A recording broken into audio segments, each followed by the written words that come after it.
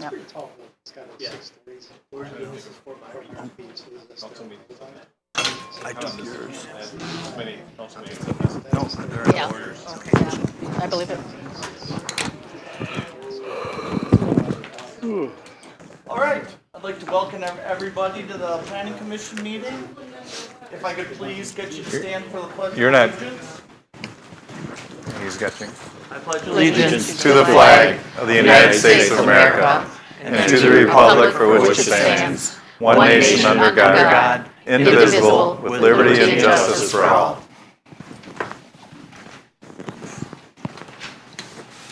All righty, Molly, can you help me with the roll call, please? Yeah, Alderperson Eicher, Here. Commissioner Cahalan, Here. Commissioner Jaschinski, Here. Commissioner Merrick, Here. Commissioner Schultz, Here. Commissioner Weiler, Here. Mayor Atwell, Present. and then Commissioner Hausman is excused. We have Amy Barrows. Here. Scott Hussinger. Hello, Scott. I don't think I've ever had to do that. Here. That's it. Great, thank you very much. Okay, we'll move on to item number 4, the minutes. Move to approve the minutes from August 31st. I'll second. All in favor, say aye. Aye. Opposed? Abstentions? Passes. Okay, the next item we're going to have on the agenda here is number 5. This is citizens' comments on the consent agenda items only. So only for 6A, B, and C. If you'd like to speak to those 3 items, now is your opportunity. Come on up.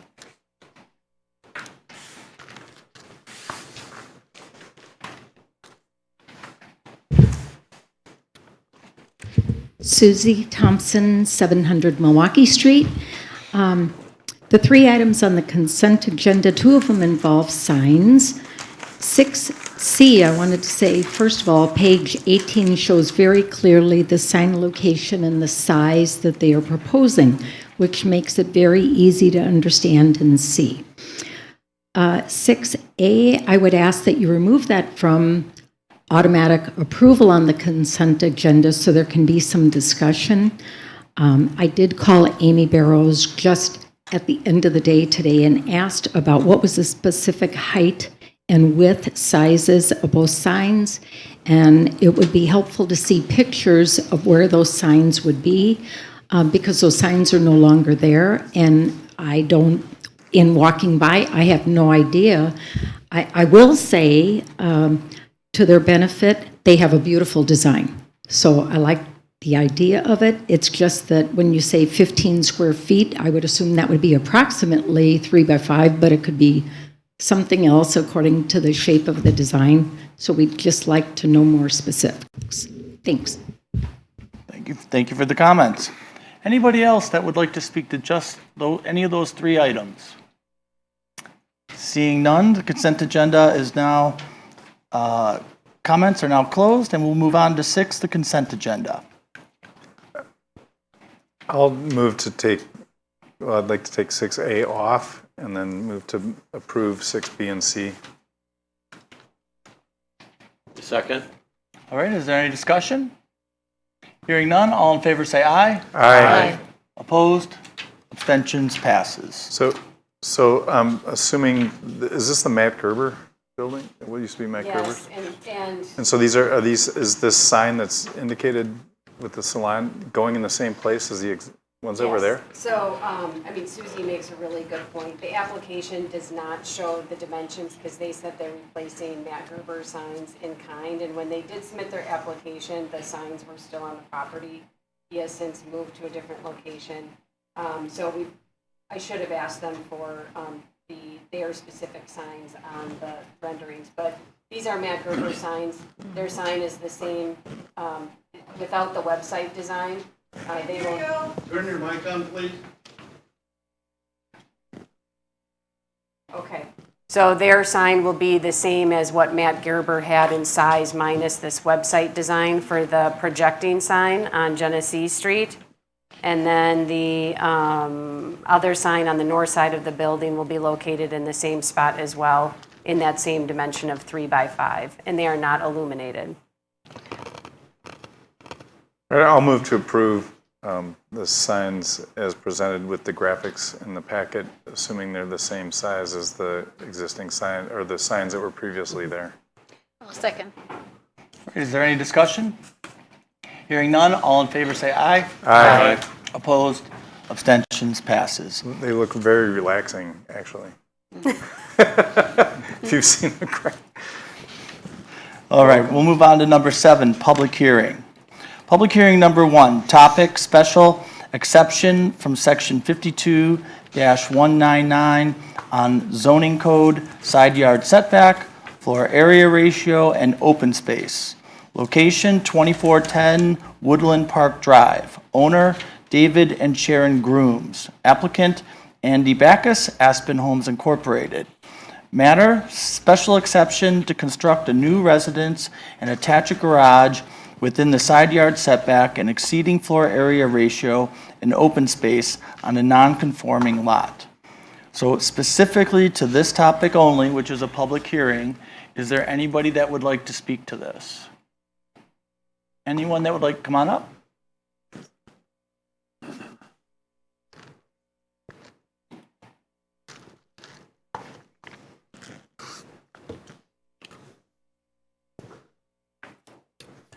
If you could give us your name and address, that'd be appreciated. Want me to sit in front of this? Yep, right there. Okay, my name is Lori Gunderson. I live at 2426 Woodland Park Drive. I am two houses from their house. And the reason I am here is because I'm part of 7 people who own the lot next to them on the south side. They recently just did today, I don't know if it was today or whatever, they got a survey, finally. It's 1.5 feet. They're encroaching on the easement lot 1.5 feet. The neighbor on the south side is encroaching 15 feet. Now, if you're going to give them permission to build this, then got you a house, you know, this big thing that's in a 35-foot lot. This is all this lot is. 35 in the back and 35 in the front. They are using the easement lot as part of their lot. So it's according to what your thing said, the side yard. How are they going to get to the front of their house if this house is taking up the whole lot? I haven't seen any, well, there's a picture up there, but I can't see that. I brought the original abstract for the property, Barracks Woods. And there's 7 owners that have that lot on the south side. So we have something to say about that because they use our lots all the time. We have to carry insurance for that because the kids play on there and all this kind of stuff. Now, if they get hurt, who are they going to sue? Us. Now they want to build a house, and that's where they want to put it like that? Wow. Which is north and south on that picture? You're not really allowed to ask us questions. This is Yeah. a one-way dialogue to us. Well, I We're can't here to tell. listen, and we're listening intently Okay. to your concerns. Right. I have a house that's 2 doors over, and it was owned by Matt Fleming, the fire chief. He put up a garage. It's 8 inches off my property line. I cannot get to the front of my house anymore. I have no way or means to get to the front of my house. So if you're granting this lot line to lot line, it's crazy. How am I supposed to get to the front of my house? I can't. I'll have to put a garage door on the lakeside so I can get to the front of my house. This is what I want you to think about when you grant this, if you grant this permit that they want to build a non-conforming house on a non-conforming lot. 35 feet is not really big. Now, if they're next to a lot that doesn't have a house, but it's empty, it's a space, an easement space owned by 7 other people, which is private property, they're going to use that empty property like they are using now to get to the front of their house. If they have any problems with machinery or anything, they're going to go on the easement without permission. This is my concern. You guys have to stop making these lot lines to lot line. You know, come on. 8 inches from a lot line? It's terrible. And I don't know what you guys got on this one, but, you know, just trying to point this out. We got to get realistic here and make properties that they're workable. I mean, come on, I can't even get my lawnmower on the south side of my house. I have to take it through my garage. So I can't have a big riding lawnmower, even though I have a hill, and I can't get anything through there except a 24-inch lawnmower. That's it. So I just want you to be aware of that lot on the south side is vacant, but it is owned by 7 people. So, you know, not all 7 are here. A bunch of us are here, but, yeah. So, okay. Well, thank you very much for your comments. Do you guys all understand what I'm talking about? Yes? No? Oh, there's guys over there. Miss, can you please, We're low on the totem pole. Miss, can you please spell your first and last name for me? Lori, Lori, Gunderson, Gunderson. Gunderson. Got it. Well, thank you very much for sharing your comments. Oh, you're welcome. All right, anybody else that would like to speak to this public hearing? Anybody else? Hearing none, the public hearing is now closed. So we will move on to 8, citizens' comments on items other than the consent agenda items and the public hearing. So anything else on the agenda or you'd like to speak about, now is your time to come up. And it's a real simple process. You raise your hand and we go into order. I ask you, we don't have a lot of people here tonight, but we have enough. Try not to repeat what others have said in its entirety. Just tell us you agree with them. Just trying to make it efficient and get through everybody tonight, and so we can get out of here after duly listening to all your concerns, at a reasonable hour. So we'd appreciate that. And I'll remind you, no clapping or applauding or booing. We want to be respectful to everybody that's in the room. So, sir, you got your arm up. You are first.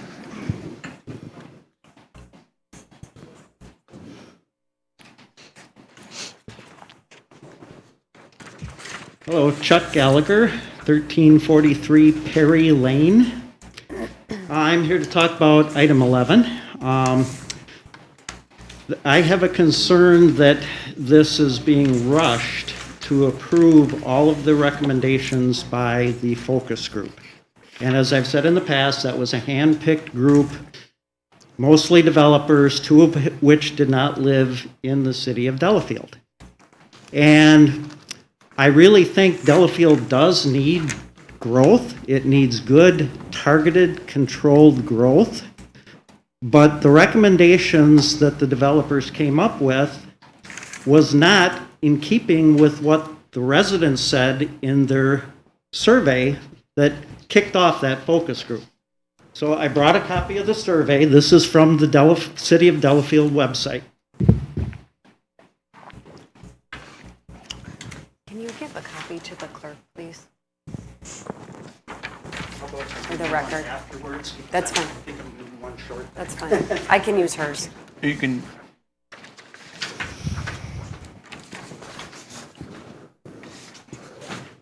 We got multiple. Thank you. Thank you.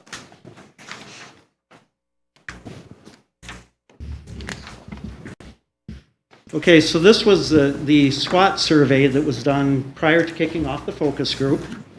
And if you look through it, what did people say were the strengths of Delafield? And a lot of the people, they said main themes: quaint, rural, small town. They like the downtown restaurants, the small business, parking, hiking, biking, trails, and walkability. So those were the main themes. In other words, they want to keep the rural character of Delafield. If you look at question 2, what activities are currently missing? They wanted more parks, downtown. The main theme, desire for more community events and activities. Desire for more diverse residential housing and neighborhoods, but also the desire to avoid overdevelopment. And I think that's where we're pushing against what came out of the recommendations. Number 3, it says, what do you see in other communities that you wish was available in Delafield? And again, they're talking about restaurants, things like Economwalk has big festivals and things, I'm sure is what they meant, outdoors, so forth. And then the last one is the key. What current trends and/or issues, if not addressed, could pose negative threats or challenges to Delafield? And if you notice, right at the top of the list is multifamily, apartments, rentals, development, taxes was listed. So there's a worry about potential tax increases. And, you know, there's a negative perception of apartments and multifamily. They want the downtown preserved.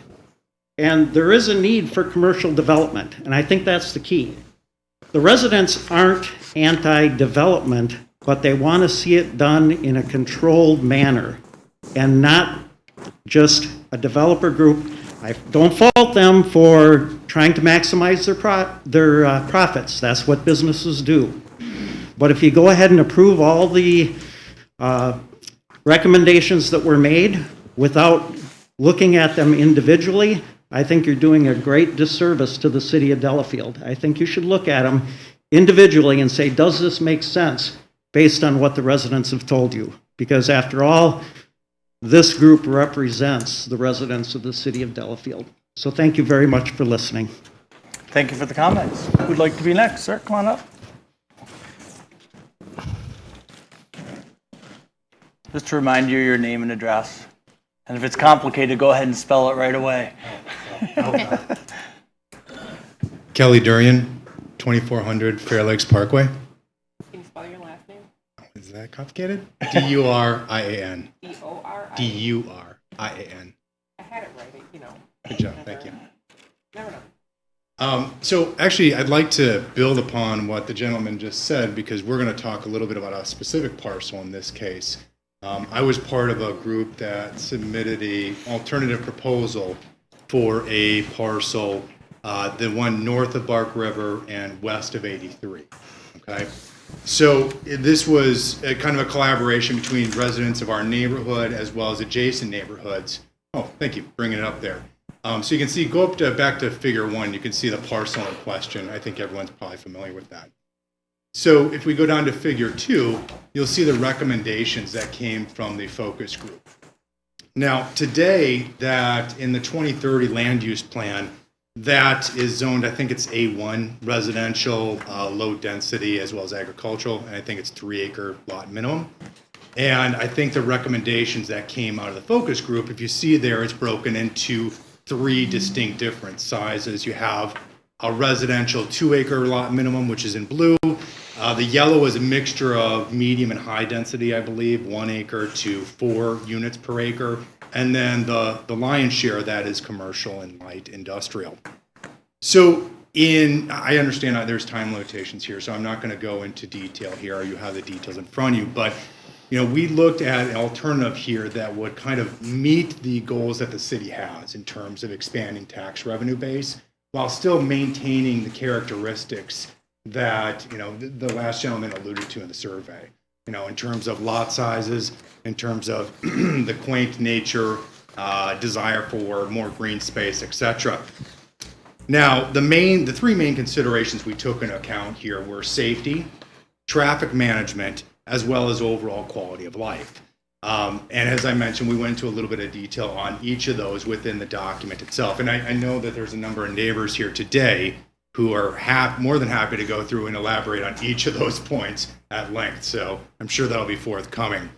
But if you look at our recommendation, and I see you brought up the figure here, which I know it looks quite professional. I knew that it was going to distract from everything I did within the paper itself, so please don't laugh too much at it.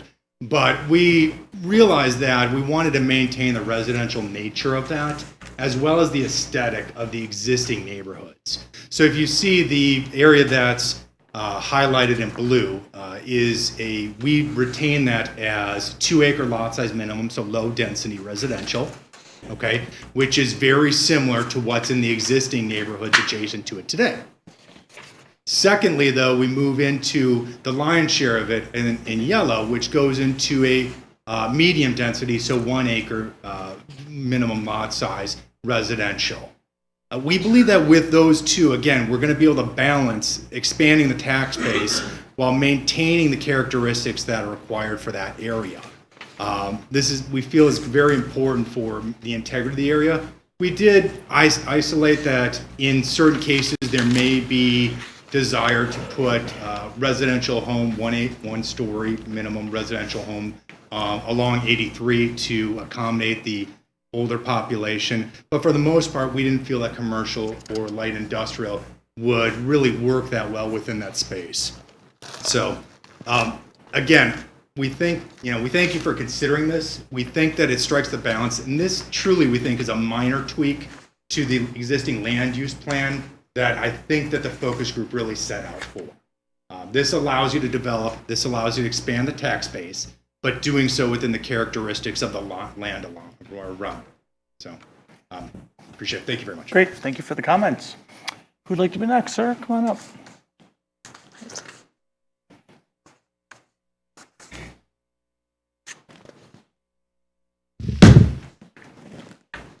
Good evening, Ralph Gerber, 3707 Campbell Trace. I want to speak about the same subject, of course, the amendments to the comprehensive plan in the northeast quadrant of the city. I was kind of surprised. I watched the meetings of the economic development focus group, and I was surprised that they really didn't have a real understanding of the neighborhood. They didn't even know where Campbell Trace was, which is the road that runs parallel to Highway 83. Actually, it's old Highway 83, parallel to Highway 83.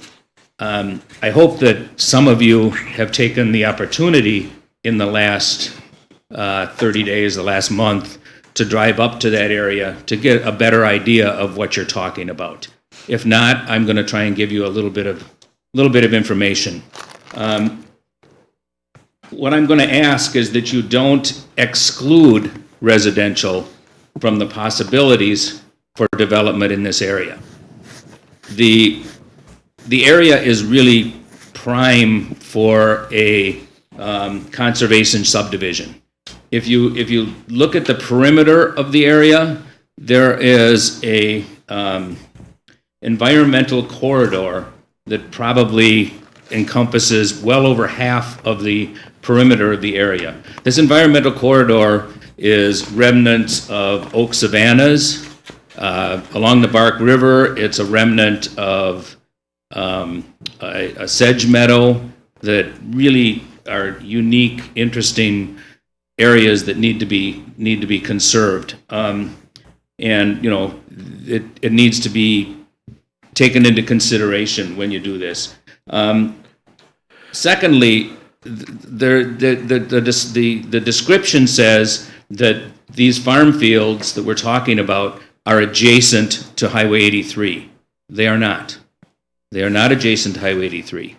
There is along Campbell Trace, between Highway 83 and Campbell Trace, there is a 200-foot wooded buffer that does not get mentioned or talked about. It's not adjacent to 83. It's not adjacent to the Heartland Industrial Park. At the south end, where Campbell Trace no longer exists, between the farm fields and Highway 83, there's a quarter mile of wooded and marshland. Therefore, this area is pretty much secluded from the Heartland Industrial Park. It is not adjacent to the Heartland Industrial Park. The third thing I'd like to mention, and this is probably the most important, is that according to the cost of services study that the city of Delafield did, residential contributes economically to the bottom line of the budget equal to, or approximately equal to, almost equal to commercial properties. So there's not a real advantage to going commercial from an economic standpoint, which was the impetus behind this whole idea to change the land use plan throughout the city. I guess to sum up, I just don't want you to limit limit it to commercial, but rather leave it open to whatever a developer might come in as a proposal. Now, maybe the developer is going to want to do an environmental subdivision. Maybe the developer is going to want to do a commercial. But that's the time to look at that, I think, not now. Thank you for your time. Great, thank you for your comments. Appreciate them. Who'd like to be next? Who would like to be next? Don't be shy. Who would like to be next? Come on up.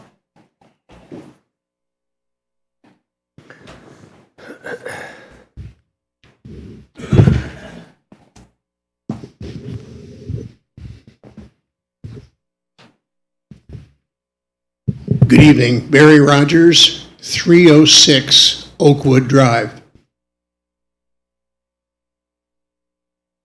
To all of you on the commission, thank you for caring about, listening to, and considering the concerns of your constituents. As soon as my wife and I became aware of the development of St. John's, we attended the last 4 meetings, and I imagine the earlier meetings were very similar.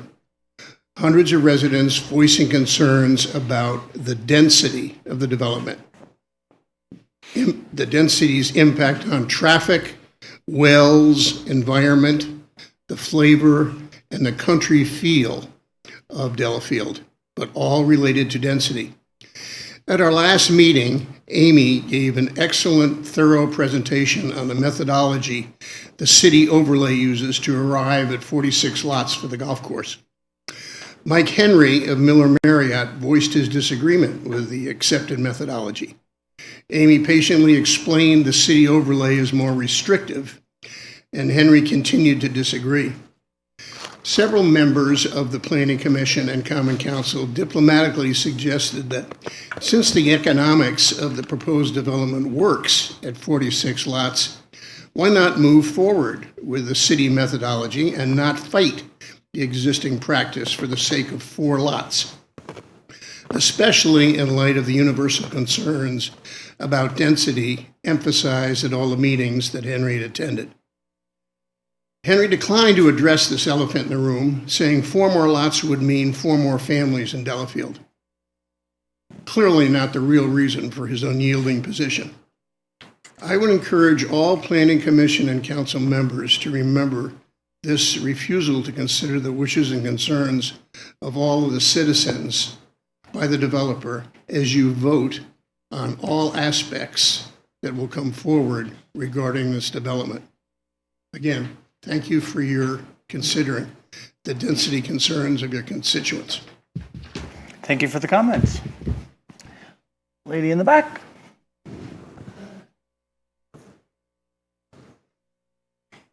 Can I just make a quick correction? Gotta wait. I just Okay. Michael Henry's from My name is Cindy Pellegrin, P. Hold off just one It's on the moment. record. We should really wait, if you feel compelled. I just wanted to make a correction that Michael Henry's from Hendricks, not Miller Marriott, just to clarify the entities of people involved. They're two different projects. All right, go ahead. Okay. Cindy Pellegrin, it's spelled Pellegrin. I live at 3901 Campbell Trace. Okay, I'm going to try to talk fast because I got a lot to say. Start of the clock. Okay. I have watched over 15 hours of focus group videos. I'm not sure if all of you have watched every single one of those meetings. I hope you have. First, I would like to address the makeup of the focus group. You have a city planner that is employed by SEH, an architectural firm with a vested interest. She was more than a facilitator. She led the discussions and influenced the recommendations. The chairman of the focus group, a developer, had a vested interest in land use proposal for the land surrounding his property as well as his own. The VP of Commercial Development of Hendricks flat out stated he would be representing his company. None of these people lived in Delafield. Other members of the group included Jackie Valdez, who was a strong influence on the downtown discussions, Jerry Holton, who had a pulse on the neighbors and development changes south of 94 on C, Ken Beckman, who was very vocal on behalf of his property and fellow neighbors west of the St. John development. The 2 members who live on the east side of the lake were not directly affected by the proposed land use changes to industrial, commercial, except for the possibility of decreased taxes to their properties in the future. There was no representation for the 30 homes that surround the land north of the Bark River, as well as no representation for the land to the south of the Bark River, except by the developer. At the first meeting, Amy spoke about the survey results and then instructed the members to put stickers on the maps and look for, quote, ideal locations for industrial development. After this first meeting, I could tell her focus was on persuading members toward industrial, commercial, and higher density residential, the exact opposite of the survey results. At the second meeting, because there was not representation from Delafield residents for the Highway 83 corridor, there was very little discussion concerning the existing neighborhoods and how to responsibly transition to similar parcel sizes. Statements like, quote, they'll flip out, end quote, and group laughter when predicting what the Hirschman Lane residents will say about extending their cul-de-sac showed this group's lack of concern. They hastily proposed deleting a specific buffer requirement for our homes next to an industrial park. Contrast this with their 40-minute, and I timed it, spirited discussion over the St. John's 100 to 200-foot buffer for 1-acre lots that will back up to the planned development.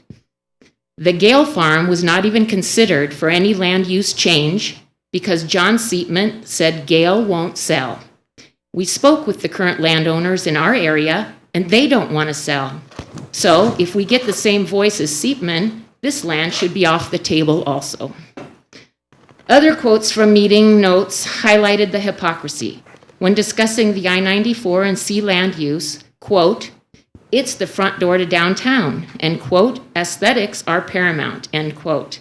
I guess it is not as important for the rest of Delafield. When discussing a proposal for high-density housing along Nagawicca Road, the quote, you have to drive by it every day, end quote, can be contrasted with the lack of concern for having to drive through an industrial park every day to our homes. SEH, Amy's company, is selling off their property that is already commercial industrial. But SEH wants Amy to pave the way for condos, even though Amy, the mayor, and this group are telling us Delafield needs more industrial. So the board is opting for condos in an existing industrial commercial area? Another conflict of interest and bias.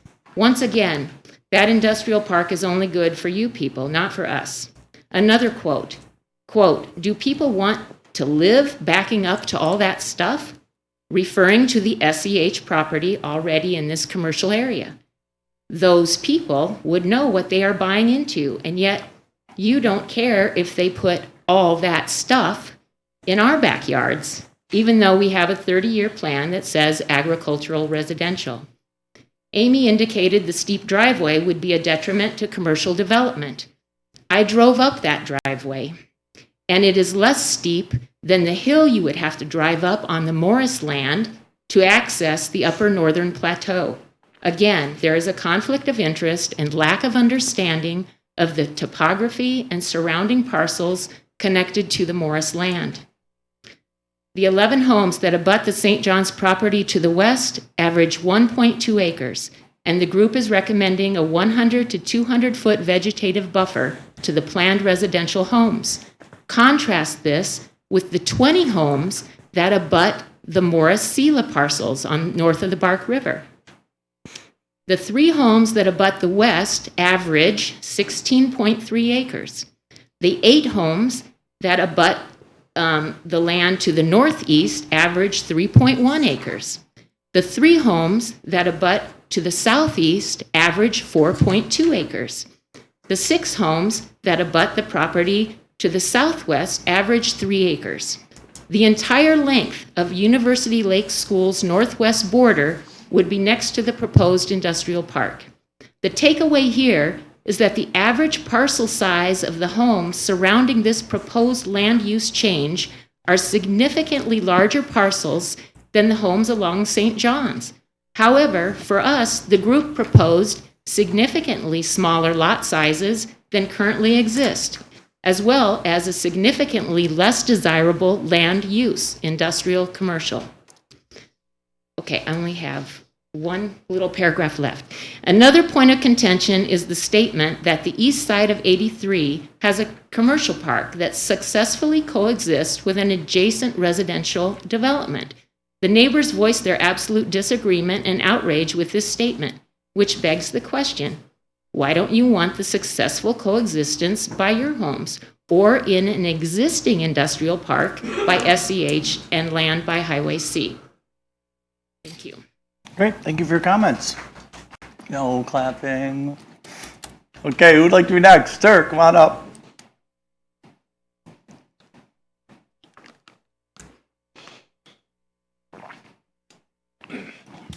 James Pellegrin.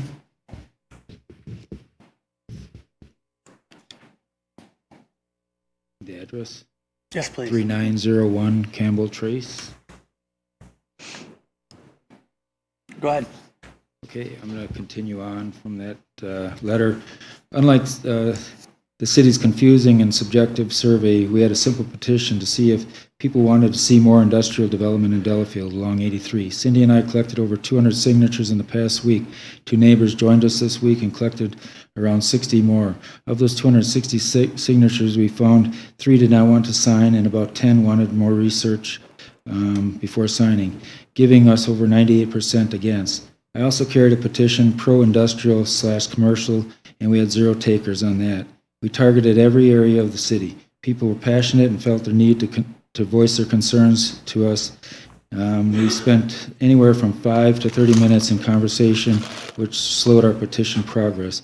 Here are the overwhelming themes and comments we received. Now, these aren't my words. These are from and we kind of actually put them down a little nicer. Frustration at the rate of development, distrust of the mayor, called him urban sprawl mayor and his gang, city hall mafia. People wanted to protect green space and the rural feel of Delafield. Anger over traffic issues, lack of communication, dislike of the developed look of downtown, said it looked like theme parks, Disneyland with fake buildings. City does not listen to what the citizens want. Keep Delafield unique and not look like a condo Mohawk. Moved here for the city feel, or the country feel, sorry. Amy Barrows wrote the mission panel statement at the very end of the last meeting. The group was in a hurry to watch the Bucks game, accepted the statement from her word for word. Wouldn't you want your mission statement in the first meeting? Maybe the group could have actually followed what Amy wrote. Just another example of how much thought was given to the recommendation and consideration for us. Amy and the mayor in this group all say we need commercial, industrial, high-density housing. But Mr. Mayor, Cranky and Reinders, you could have pushed for commercial and high-density housing on the land being developed closer to your lake homes, but you didn't. Amy, you live in Wales, but your firm has an 8-acre commercial property, but you don't want commercial industrial for this parcel. The St. John's development would have been perfect for commercial industrial high density, but Ken Beckman fought against it because it's in his backyard. Gary Holtman fought against the use of existing commercial land on C at 94, half mile from his house. It was best summed up by Jackie Valdez when she thought the group recommended a change next to her house. She said, "That's my nest egg, that's my livelihood, and that's my home." My point is, when given the opportunity to stand up for your convictions, you clearly chose not to. Your overwhelming response was not in my backyard. It may sound like I'm presenting this proposal tongue-in-cheek, but I'm not. I'm serious when I say if you really believe commercial industrial is the answer, then change all the zoning like you propose to change on Campbell Trace. As Amy said, it would make it easier for you to sell your properties, and it'd give increased city potential for commercial development. We will still get the brunt of it, though, but it may give the rest of you an opportunity to contribute with your property values, quality of life, and angst about what is going in next to me. Now, when people move into this area, they won't be blindsided by a city that ignores its 30-year plan. Yes, Mr. Seatman, we did look at the 30-year plan.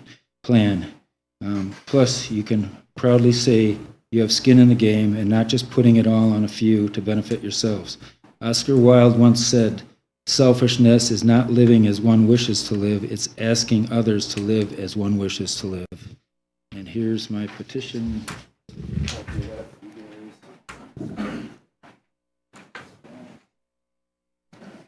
Great, thank you very much.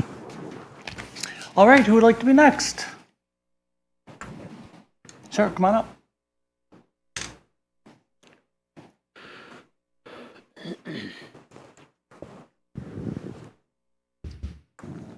My name is Kurt Blehovde, 333 Oakwood Drive. Can you spell your last name again? Sure. Blehovde. And I just want to go on record saying that I 100% agree with my neighbor Barry Rogers, who spoke a few turns ago with the land use for St. John's, and to please consider keeping the small town feel and the rural feel of Delafield, and take into consideration all the citizens that sat up here and said pretty much the same thing. Thank you. Thank you. Who'd like to be next? Come on up.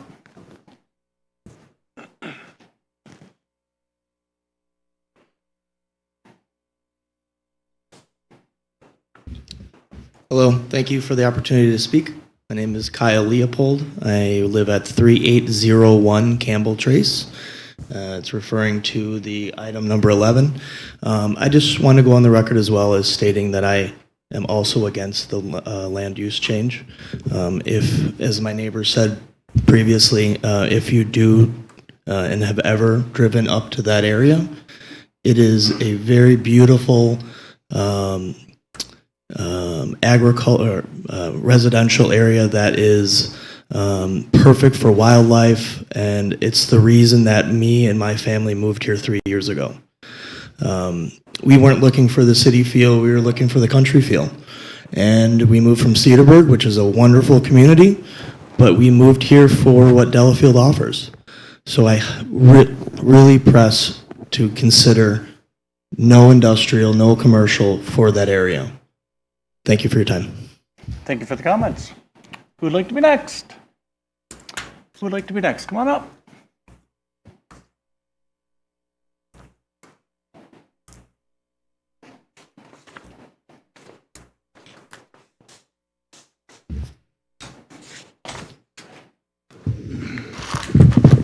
Michael D. Moore, 2812 Horseshoe Bend.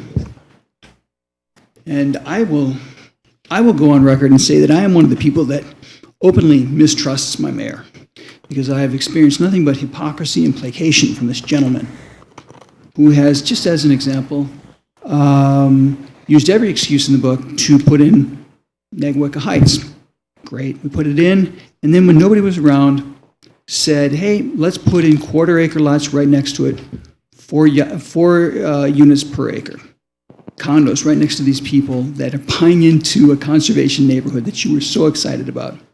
And when I said something to you about it, you said, well, but you know, the developer might not do anything, might not do that. Because developers don't like to use every square foot of land that they have and make as many dollars as they possibly can. Excuse me, no, that's exactly what they do. And now you're saying the exact same thing about 83. The exact same thing. Amy, come on. I'd like to make a point of order.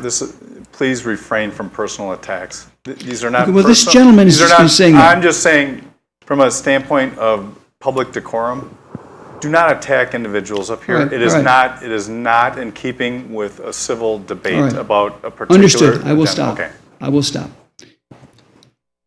As a citizen who's frustrated and wants to keep the quaint and charming, as a citizen who is being told that we're not the next Heartland or Economawk, but we're using that as a model, it's frustrating.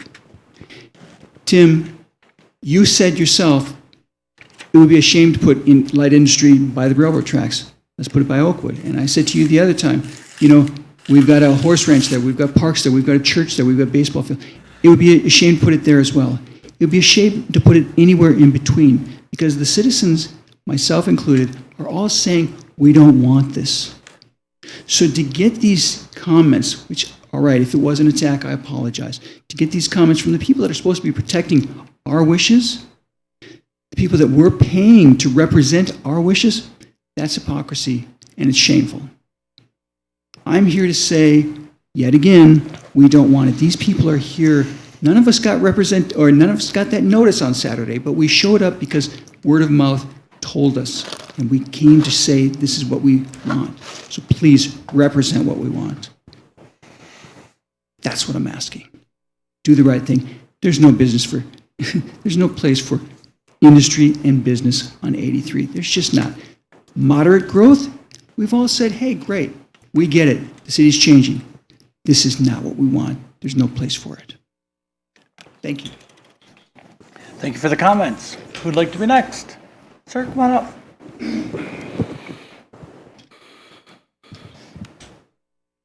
My name is Dan Gorecki, Gorecki, 3787 Campbell Trace. I'd first like to say thank you very much for letting me speak here. I'd also like to thank the Pellegrins for all the work they did to dig up, watch countless videos of meetings, and show up here and speak their piece. I agree with their assessments 100%. And I'd just like to end this by saying one thing, and that's this focus group. A couple of months ago, Saturday, we were told that the focus group basically took the recommendations or the survey results from the city and incorporated those into their conclusions. I think it has subsequently come out that that's not the case. I think it's also been discussed that the focus group is loaded with conflicts of interest, and I would hope that this committee takes those results that the focus group has presented to them and disregards them when it comes to making ultimate conclusions. Thank you very much. Thanks for the comments. Who would like to be next?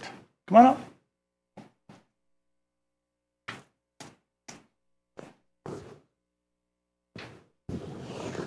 Good evening. My name is Vlad Matej, and I live at 20. Spell your both first and last name, and also speak closer to the microphone. Sure. My first name is spelled V as in Victor, L-A-D as in Danny. Last name is spelled M as in Mike, A-T as in Tom, E-J-I-C. Address is 2419 Fair Lakes Parkway. And I'd like to take this opportunity to... Can you please speak into the microphone? Sure. Is that better? Yes. Okay. I'd like to take this opportunity to also reiterate many of the voices that have already been heard here. In fact, just clearly the opposition to the land use changes is overwhelming from your number one stakeholder in this, and those are the residents of the city of Delafield, in particular those that are closest to this proposal. We all understand that there are multiple stakeholders that have interests in all of this. But don't forget that your obligation is to the stakeholders that mean the most, and those are the residents.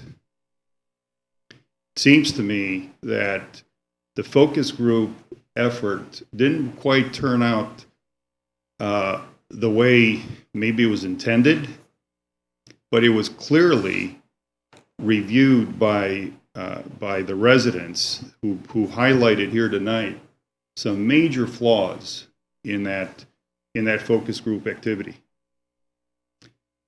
And again, I urge you very strongly to be very seriously considering your number one stakeholder in all of this, and that's the resident.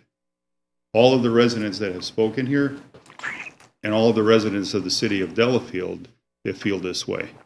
If you do not consider the stakeholders that mean the most, you are not fulfilling your obligations. Thank you. Thanks for the comments. Who would like to be next? Anyone else? Come on up. Oh, I'm gonna let this lady here go. She beat ya.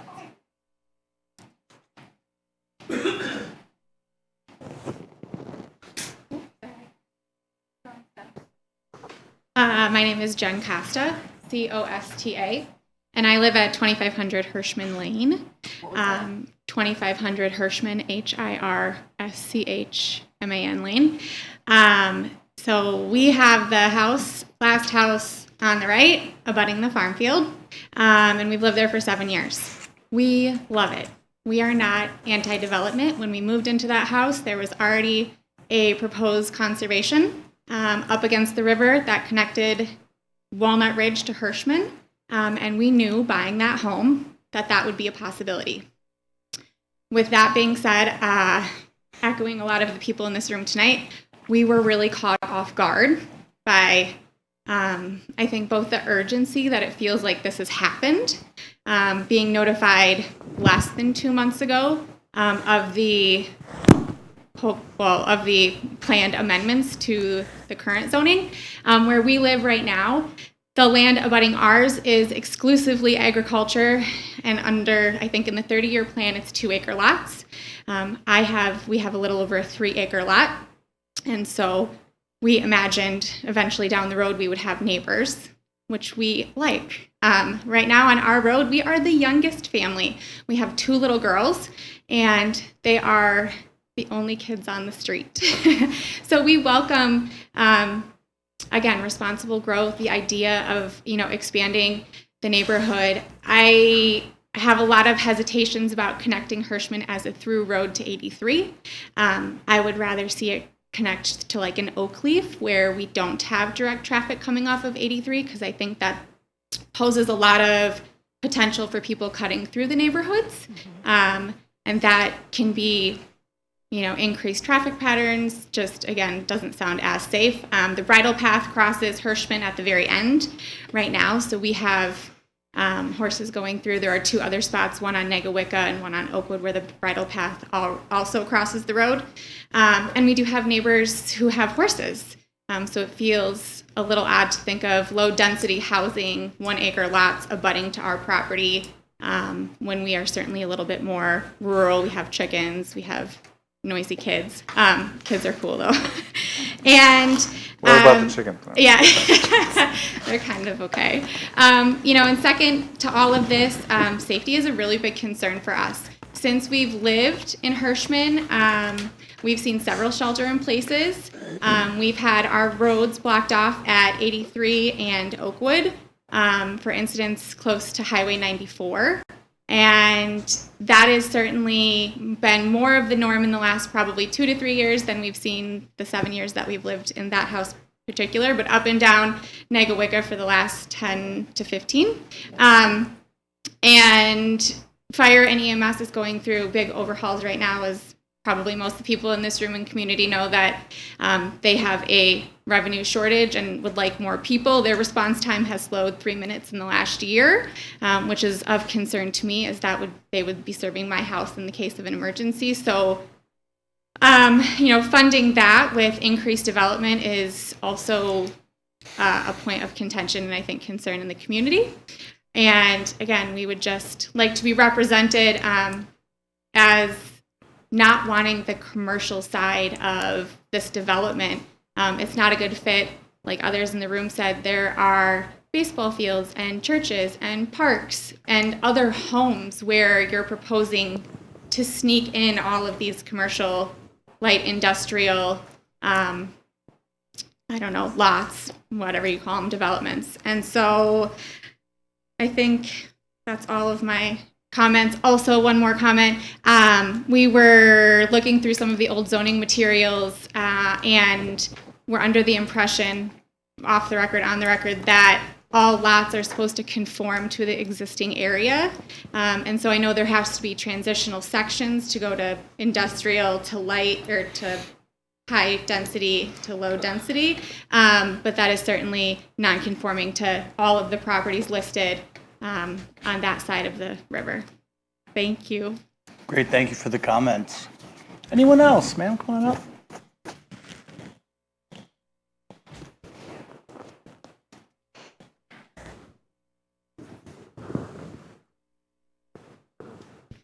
Hello, my name is Peggy Matt-Seward. I live at 2520.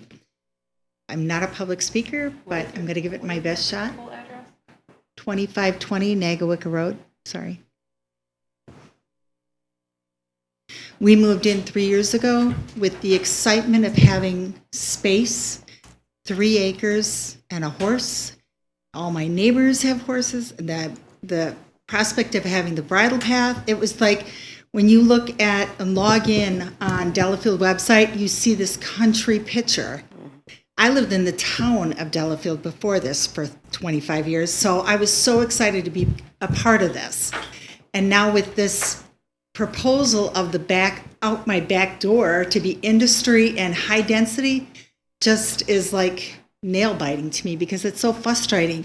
As I listen to all these people in this room, even on the last meeting that I came to, how many people want to keep it rural or, looking country. I just can't believe we would take the side of a developer pushing their agenda to make money to ruin it for us. I still think when I did the research for another project, all the homes coming from Nagawicca Lake on my side of the road have 3 acres or more. That's the beauty of it. You have elbow room, space. Instead of going through Brookfield where every subdivision looks like Waterley, huge mansions, manicured lawns. It's not what Delafield looked like. I mean, it's just quaint, and that's what we should keep it that way. Listen to the people that are voicing this. I definitely think it should be 3-acre lots that adjacent to what we have, just to keep it conformity. My other thing I wanted to bring up is Nagawicca Road. Since we moved in, I was appalled at the traffic. The speeding, the people that are rude. I almost got hit with my granddaughter in the new crosswalk. We've had mailboxes taken out, houses hit. It's just been a nightmare. I just can't believe that we don't have more control on that road. Now, I went to the website the other day, and you have posted in there, Mayor Atwell, if we have a speeding problem, to call this number. You have this giant sign that would come out, and I called them yesterday, and I haven't gotten a response. There's got to be something with that road. In Nagawicca, people go 60 miles an hour and they're top off on their car and they're throwing fingers at me because I'm asking them to slow down, and an 80-year-old man is with his fedora hat just waving, and I'm like, this is crazy. It's not even the young kids, it's the old kids that speed horribly on this road. But, and so I agree with Hirschman and the other street, it should not be open to Nag because Nagawicca is already loaded with traffic. We have one neighbor that had 3 kids. Their kids have almost been hit numerous times with people passing a school bus. Who would think about doing that? They do. It's just unreal. When you spend time on that road and you see the people that speed, and it's not always the younger people, it's the older people, the people in the sports cars and all the stuff that just blatantly goes 60 miles an hour down our road. So I really would like you to consider the safety aspect of this change and not bring any more traffic on Nagawicca Road. It just couldn't handle it. So thank you very much. Thank you for the comments. Okay, who would like to be next? Come on up.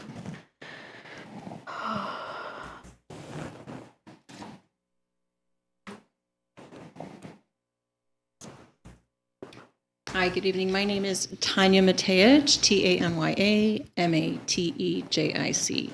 And I would just like to begin to also say I am not a public speaker also, but as a resident, The address? 2419 Fair Lakes Parkway.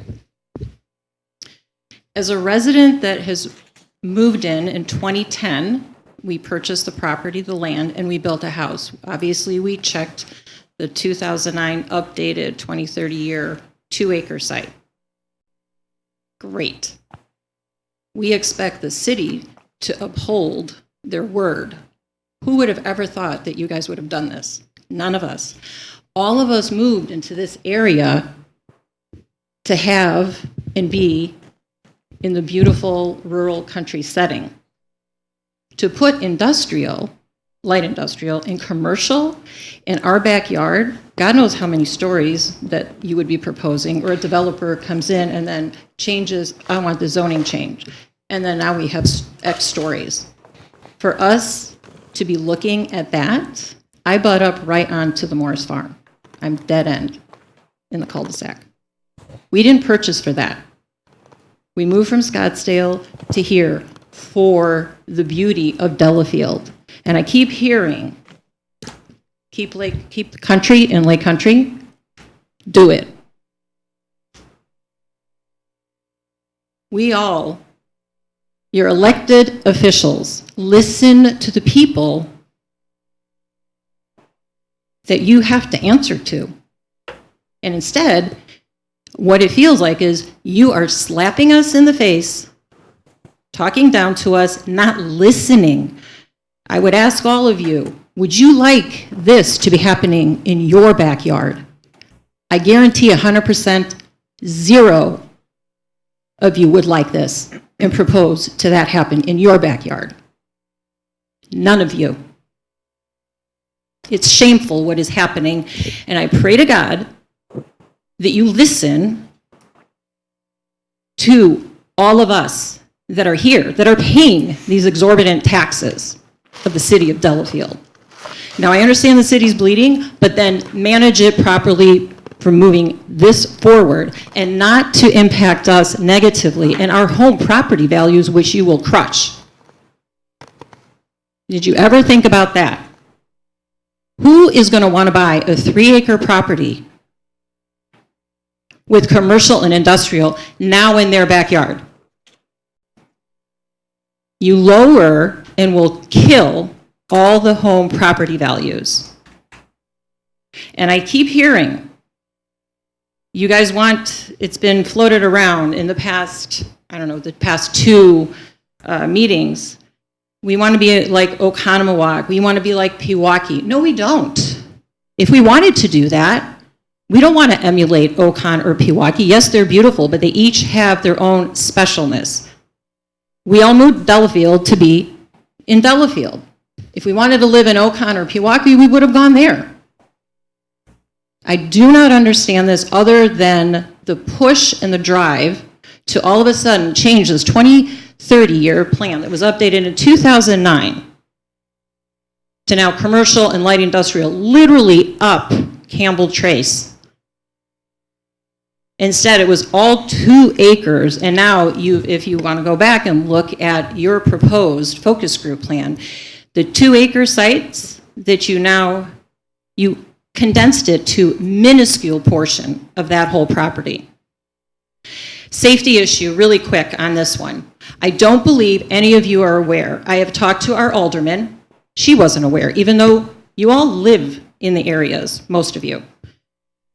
Mayor Atwell, I know kind of where you live. I don't know where you live, but I live off of Fair Lakes Parkway in Nagawicca. There is that blind spot, that curve.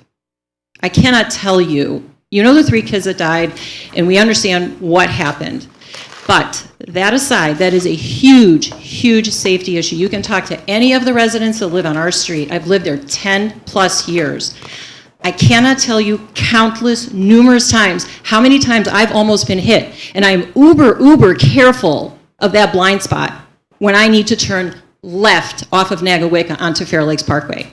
When I occasionally see a cop sitting there, I beg them and thank them and please come every day. You come once a month, and one day you will make your quota of speeding tickets. I cannot tell you how awful it was having 3 children as permit new drivers. I was in their head like crazy, and I said, look at those 3 crosses that are right there, and you want to open up Fair Lakes Parkway from 83. I don't care how circular you make it and snaking you want it. All of you need to seriously consider changing that. You need 2 access points. I do not believe that the answer is, it has to be because whoever the state is demanding it. There is an option. If you need to have 2 entrance and access points in and out, then you make a horseshoe entrance and exit from 83, and you leave Fair Lakes Parkway closed. That portion is not a straight T. It is a curved blind spot. The cops know it. I've gone to the police station many times. If you open that up and if you don't do something else responsibly, with that increased traffic, and let alone, let's not say because they will be home sites, the moms and the dads are going to be cutting down our street to get to the schools. Mark my words, if you do this, and if you don't find an alternate solution, keeping our street closed, you will have accidents increase along with the traffic and that blind spot. I I welcome you. I will come and I'll sit with each and every one of you in the morning and in the afternoon and the evening rush. And I tell you, why don't you try turning left at those high peak times onto my street? You have no idea. I can't ask you any questions, that's right. All right, you're way over the 5 minutes. So Well, thank you for allowing me, but this is a really big issue, and I really would like each and every one of you to truly hear what we are saying. And this safety issue is a big deal, specifically at that intersection. And the cops know it. And the speeding is out of control down Nag. Yes, as the other neighbor resident has said, you really have to hear something needs to be done about Nag. And then you want to increase Exfold, opening Hirschman and Fair Lakes Parkway. God help what's going to happen then. And we do have little kids getting on and off buses. And there are crazy cars. I have been behind a bus, and I've had a person behind me when I am stopped behind the bus, flying past when that stop sign's out on that bus. God forbid a kid will get hit. That's a nightmare. I don't think anybody wants to be anywhere near that. So please take into consideration what we are saying, what we've been experiencing. I have personally, I live it every day. I really need you to wrap it up. Thank you very much for your comments. All right, who would like to be next? Sir in the back?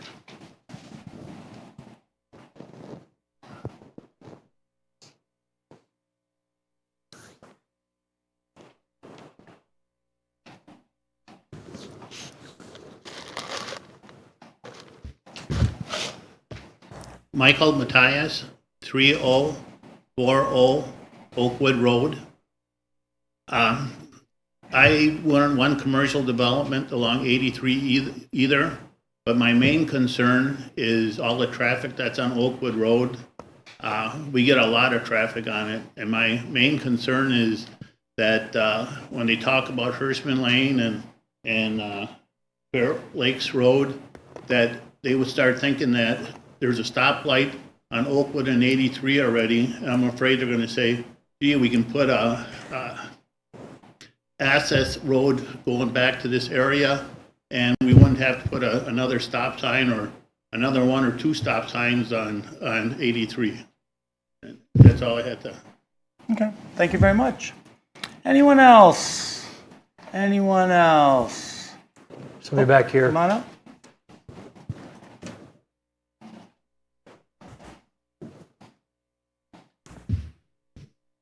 Hello. Rick and Deb Swearingen, 2480 Nagawicca Road. Please spell your last name. Yes, SWEARINGEN.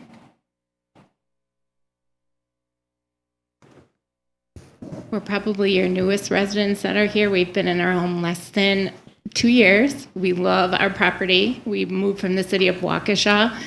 I commute between Waukesha Hospital and Oconomowoc Hospital. Delafield is the most picturesque, beautiful site that we have.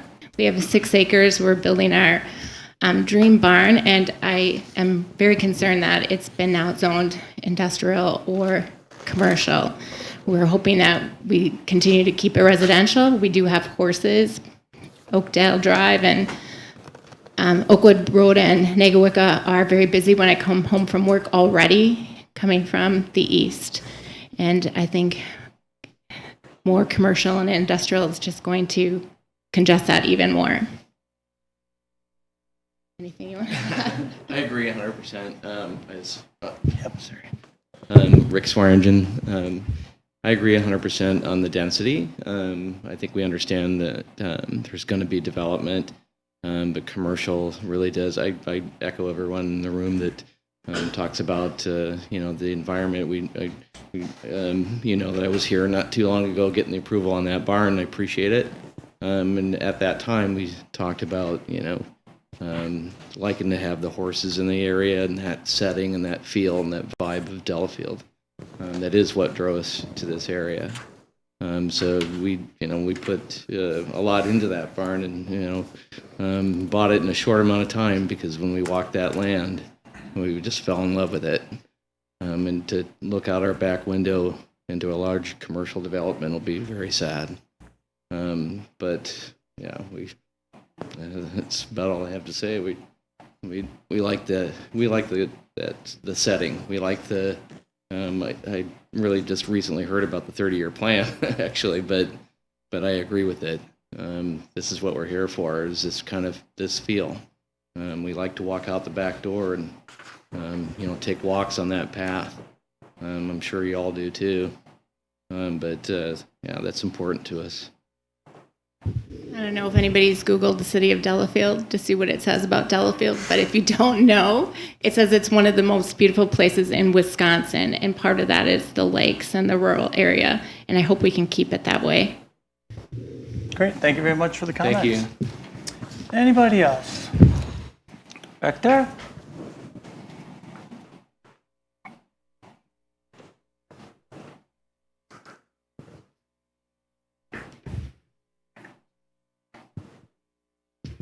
Tom Halverson, Halverson. I live at 310/312 Oakwood Drive in Delafield. One of the things that drew us to Delafield 25 years ago was the fact that it was a beautiful community with a rural feel, and I think Delafield over the years has done a great job in isolating the commercial development and the retail development from the residential areas in Delafield. Over by 83, you can have every amenity you could hope for, and yet you drive a few minutes and you're in a beautiful rural feeling area. When we built 25 years ago, we actually have a duplex, although it's a single family home in our case. I built the house with my parents who were in their twilight years, and we were lucky enough for them to live in their house until they passed away. And now my son and his daughter-in-law live in the other half of the house. And we don't have a 3-acre lot or 1-acre lot. We built in an older neighborhood where there was still a lot available from the 50s that was only 2/3 of an acre. And building a duplex was a challenge on a 2-acre lot because at the time, Delafield had a 15% green space requirement. So we have 2-car garages that are 20 by 20. You can't access the passenger side on at least one of the vehicles. I had 3 sons who, until they were 12 years old, lived in a 9 by 10 bedroom. But we loved the lot that we live on. We're surrounded by trees. We have a oak tree in the backyard that the arborist tells us dates back to the 1800s. And at the time that we built, north of us, where the St. John's Golf Course is on one side of the road, the other side was farmland, and we knew that if it was ever developed, it would be developed into single-family homes or possibly duplexes, although it wasn't zoned at the time, on large lots to kind of maintain that beautiful kind of country feel.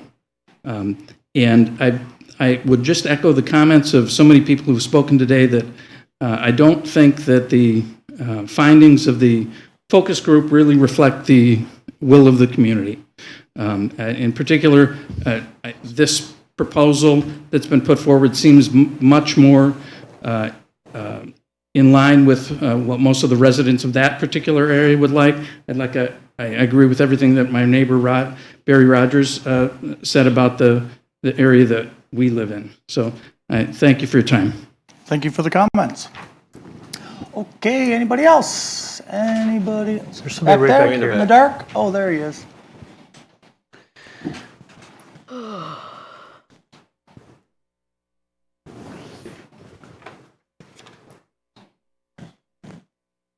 My name is Dick DiAugustini, 3727 Campbell Trace. It's D'*A*G-O-S-T-I-N-I.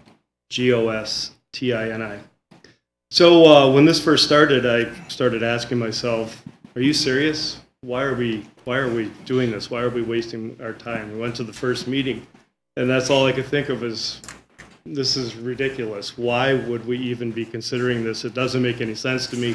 My experience in Delafield is that this is not something that Delafield would want. at all, and I just couldn't grab hold of why in the world are we doing this? Why are we even here? And so, fortunately, Cindy has done some work and went through the videos, and I think I have a better picture of why we're here and why we're doing this, and it's really kind of disappointing. So I happen to be a resident that lives on the other side of the industrial park, and the statement, the first time I read the recommendation, just set me off in that the commercial park successfully coexists with adjacent residential. That is so not true for so many reasons. Last time I was here, I talked about the noise of them dumping garbage bins at 3 o'clock in the morning, a quarter of a mile away from me. That wakes me up. There's light pollution. There's other pollution, the highway along 83, not shining any light on myself, but my wife and I pick up Highway 83 all the time, so we're out there with our yellow vests on. If you guys would like to join us, I have 4 yellow vests, so we could all be safe out there picking up trash along Highway 83. I can tell you that the trash, there's a mixture of booze bottles, which is one thing. There's also things from Culver's and other fast food places, which is the second thing. But the biggest thing that we find over there is industrial waste, boxes, parts of pallets, shipping containers, corners of shipping containers. There's somebody in the industrial park that doesn't know how to do their shipping because these straps and these bands fall off all over the place, and they're a pain to pick up. So saying that it's clean and that it coexists nicely is really, really absolutely not true. There's nobody that wants to live next to an industrial park. Driving through an industrial park to getting to a beautiful home in Delafield makes absolutely zero sense to me. I would like to hear arguments how that makes sense to anybody at all. Anybody, just one person. Yeah, that's nice. Yeah, I'd like to drive through an industrial park to get to my nice home. That doesn't make sense at all. Another thing that came up last time we were here was about traffic. I'm hearing Nagawicca traffic. I know Fair Lakes and Hirschman traffic. And, you know, there was talk about putting up a sign that big trucks can't go down Hirschman or go down Fair Lakes. That's not going to work. It's not going to happen. It's not going to stop anything. I had an experience just this last week where I was over in the industrial park, just on Industrial Boulevard, right on the other side of 83, visiting a friend at his office building, a complete office building, very clean industrial as it goes, industrial commercial. And he had a rare shipment of pallets from a trade show that came in, 53-foot trailer. He didn't have a guy that runs a forklift to be able to even unload it, so he told the guy it would take 20 minutes for the forklift guy to get there to be able to unload it. The driver said, "Don't worry, it's going to take me more than 20 minutes to get into the driveway," because his truck was 53 feet, and he's trying to turn into a driveway of an industrial building. It happens. It happens all the time. You can't pick what kind of a truck you're going to get your product on, nor the quality of the driver that you're going to have. So they tied up the road. It was a race. We were timing it. It was 22 minutes. Who was going to win, you know, the truck driver or the forklift driver? It was pretty close. So they basically tied up the traffic trying to get him in there for 22 minutes. After that, I ended up leaving before he left, and he pulled in straight, which was easy. And leaving, he had to back out onto Industrial Boulevard somehow with that 53-foot trailer that he couldn't get in forward, and then turn it and then get out of there. So I missed all that. I don't know how long that took, but I'm guessing that took a lot more than 22 minutes. So can you try to wrap it up here? There will be a lot of fallout from commercial industrial. It does not mix with residential. Everybody knows that. Everybody knows that. So I just ask that you use the common sense. Thank you for the comments. Anybody else? Anybody else? Seeing none? Come on up.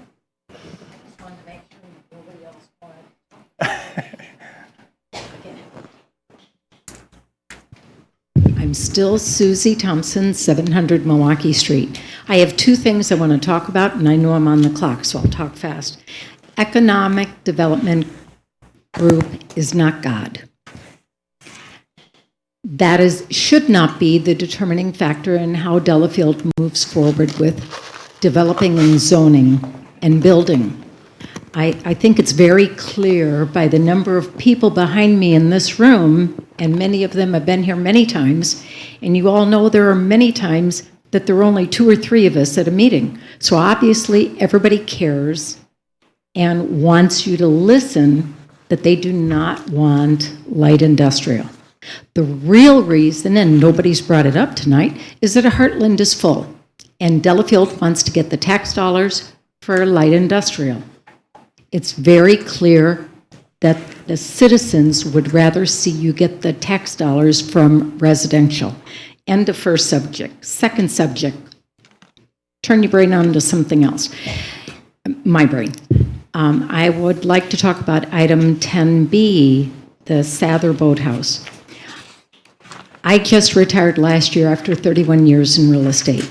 One thing I found to be a constant in the 31 years I was a realtor is that the DNR has had rules that really haven't changed a whole lot. It's noted for the Sather Boathouse on page 10. No, it might not be right. It's noted that the project description is the applicant is proposing to rebuild a structure within the same footprint that includes wet boathouse, cottage, and garage as part of the single structure.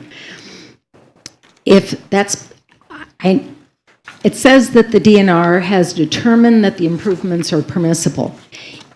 If Sather can show me, based on the beautiful drawings that were included tonight, that the DNR has reviewed those and specifically permitted, before you can even talk about it, you need to see that DNR permit says, based on the enclosed information, we will permit this. I have 20 people with DNR on my phone. They usually answer the phone when I call. I didn't want to call at 4:30 after I had already made a call to City Hall. I don't see it in the paperwork, and what's written holds and goes. So show it to me that it's permitted. If you're keeping the outside the same, the roof shape basically the same, you're going to put a different roof, you're going to put different siding, even if you want to change the inside. But the DNR talks about, and I handed out to all of you before, what I had emailed earlier. This is from the DNR website, dnr.wisconsin.gov. If you go to boathouse repair, and it talks about what they do allow and what they don't allow, and they do say that there are sometimes variables, but you have to get a permit, a specific permit based on the scope of the work and the specific details, basically, that were provided to you tonight. Now, if they have that, it should have been a DNR permit along with papers. I don't see it, so if I don't see it, it's not there, and you can't even talk about it, according to DNR. Thanks. Great, thank you for your comments. You did. Thank you. Anybody else? Anybody else? All right, citizens' comments are now closed. Okay, we will move on to number 9, unfinished business. A, DLC 0797084, 1704 Milwaukee Street, owner Sobchak Development, 704 LLC, Dennis Sobchak. 1-year review of August 2021 amended business plan of operation to allow extended outdoor use. Amy. Hold on, my computer just died on me. Okay, so Fishbones, I don't know if you recall, but in August of 2021, you approved a revised business plan of operation to allow them to have extended outdoor use. Your approvals was specifically included light style music could be played no more than 2 musicians on Saturdays and holidays, to stop seating the outdoor dining section at 9:15 p.m. with all music to conclude at 10 p.m. and the deck lighting to be dimmed at 10 p.m. And then with the amendment being reviewed by the Plan Commission in 1 year. So since that time frame, we have not received any complaints. I did check with the fire department. They have not received any complaints either. And there were some people that did come to that meeting and heard the conversation and heard the condition that you would be considering this again in a year. The recommendation would be to extend approval as conditioned in August of 2021 with the requirement that if you receive or the city receives additional complaints, that the matter be placed back on the Plan Commission agenda for future discussions, which would mean they wouldn't have to keep coming back annually, but they would come back on a complaint basis.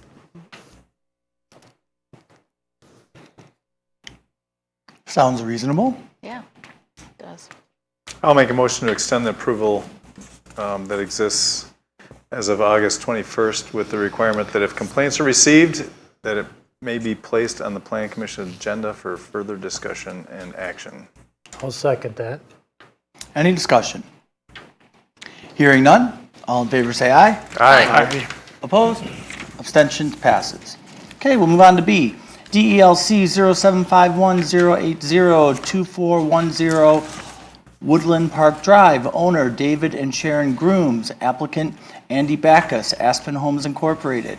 Applicant is requesting that the Planning Commission approve a special exception from the side yard setback, floor area ratio, and open space to construct a new single-family resident and attached garage on a non-conforming lot. Is the applicant here? Come on up.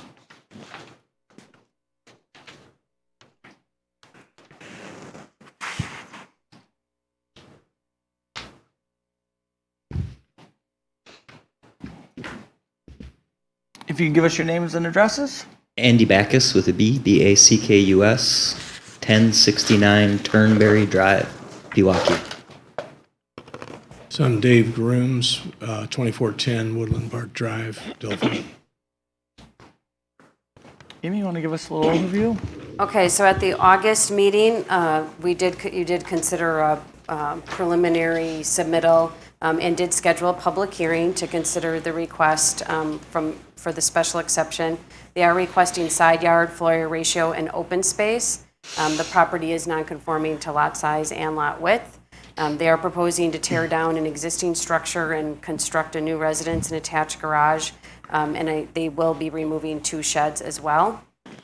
Since the last meeting, they did find out that they have a sewer easement that runs on the lake side of the proposed home, and so that did force them to move their structure back a little bit. So the calculations in this report are going to be slightly different than the calculations from the August meeting, just so that you know. The house will get slightly smaller and slightly actually set back from the lot line because they had to design it a little bit differently as the lot narrows toward the road. So again, the structure is non-conforming in width and size, which gives them the ability to apply for a special exception.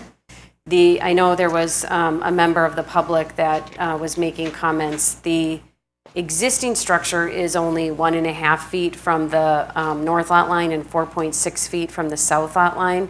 The new structure would be 5.08 feet from the north lot line and 5.17 feet from the south lot line, whereas 8 feet is normally required.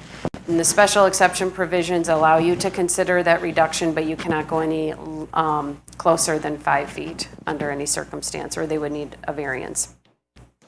And then with floor area ratio, they are proposing in the written part, I corrected the square footage. In the table, I have still the square footage from the August meeting, but it'll be reduced from, in August, they were proposing 3,905 square feet. Now, with the reduced home, it'll be 3,881 square feet, which takes them from slightly above that 0.45 to below at 0.447. Anything above 0.4 requires a special exception from the Plan Commission, and the most you can approve is 0.45 or 4,000 square feet. The maximum that would be allowed by right would be they would still be allowed a 3,466 square foot structure. Same with open space, they're required to have 7,000 square feet minimum open space, and they're proposing 6,850 square feet, which you can grant a special exception from as well. So as a refresher, the special exception can be granted to allow reasonable use of the property, which would not be if you determine that it's not contrary to or inconsistent with the spirit and intent of the ordinance. And you shall find that good cause exists for granting the exception, and that it's not hazardous, harmful, noxious, offensive, or a nuisance to the adjacent properties, the surrounding neighborhood, or natural resources. There was a letter in favor of the applicant's request that was in the package. So hopefully you read it. If you did not, I know you have your computers available. You should take a look at that. Before you do grant the special exception, you should consider the items above and then know that you have the authority to impose restrictions or conditions, including limitations on height, floor area, open space, setbacks, impervious surface, building design, and landscaping that exceed the restrictions otherwise provided in the code, in order to protect the adjacent properties, neighborhood, resources, safety, and public interest. So the recommendation in the packet is at your discretion, what you consider to be appropriate for the site. I'm just noting that the applicant would be allowed a footprint of 1,665 square feet and meet the open space provisions, and be allowed 3,466 square feet and meet the floor area ratio provisions. The side yard setback would be very difficult to meet. It's a 35-foot wide lot, so it is a very narrow lot. If you do approve it, Scott and I went through this together, we would recommend that all foundation walls be located at least 5 feet from the side lot lines, that the floor area ratio cannot be developed in attic spaces, so they can't build that out, any attic spaces, as finished floor area. That a final building plan be submitted to the planner and building inspector based on your approval, and that the AC condensing unit comply with the required setbacks as shown on the survey and be shown on the survey, and that the sump pump discharge must be directed toward the lake, and that the special exception be recorded with Waukesha County Register of Deeds. And then I did mention this at the August meeting. There is a patio near the shore, this square type structure that you could consider requiring removal of. It is non-conforming and contributes to the impervious surfaces on the property. Any corrections? That's a lot of info. Correct to me. All right, so now it's your turn to tell us why you want to do this again. Well, I'd say the main problem I have right now is the existing structure is nearly 100 years old. It's in very poor repair, and it's not practical to remodel to be really what I'd call even fit to live in. So we're having water coming into the basement. We have some structural settling in the main framing. There's the house needs to be torn down. Just potentially even for the safety of the community, it needs to be torn down. So we need to live somewhere as well. So it would be nice if we could not only tear the existing house down, but build a decent house on the property. And what we're proposing is less intruding onto the other two lots than what's there now. In other words, currently right now there's a retaining wall on the south side that we determined from the survey encroaches the property, the access property, and that'll be removed in the build. And when we're done, we'll have 5 foot of green grass on both sides of the house that's on our property without anything extending out onto the neighbor's property. Well, that's not the bar that you have to cross. What's the hardship why you can't redesign this structure to comply? It's a combination of the easements and the lot width. In order to get the 8 foot setbacks that's required with the sewer easement, we'd end up with an extremely narrow house and probably an extremely narrow garage.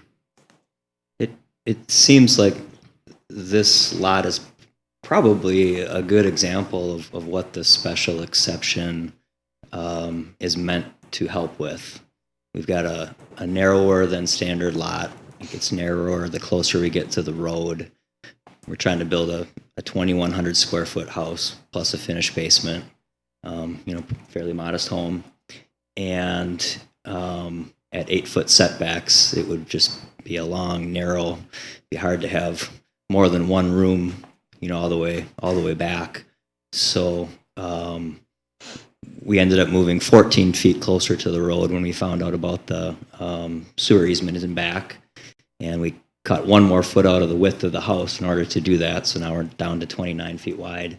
So as I said, it seems like the spirit of the special exception is for a situation like this, where a lot is substandard, smaller, narrower, and give the opportunity to use a little bit more space on that small lot without causing negative problems for the neighboring properties.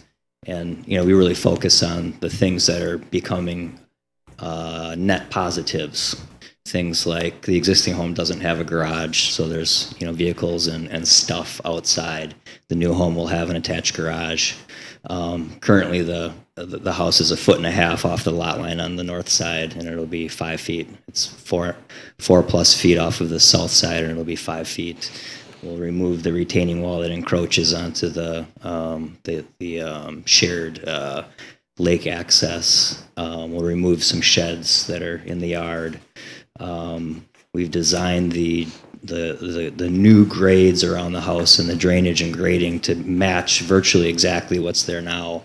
So we're not, adding a new hill that's sending water to the neighboring properties. It's virtually the same drainage that was there before, other than to have enough room with the 5 feet to create some swales along our property lines to make sure we capture any water coming from this property and not send it to any neighbors.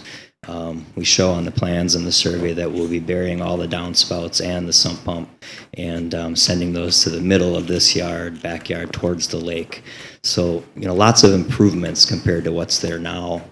I know that the neighbor to the north who sent a nice letter voicing their support for this project, wants to eventually be able to improve their property as well and potentially build as well. And I think, there'll be more and more of that. And is that the neighbor immediately to the north that's shown in the picture? Yes. And I'm sorry, what is the width of the lot at the road? I believe it's about 35 at the road, and it's 50 at the lake. It's not 50 at the lake. The county Well, website diagonally says 50. it is, but it's more like 44, I want to say. 46. So if they were to build a house that conformed to the 8-foot setbacks, it would be about 19 or 20 feet wide.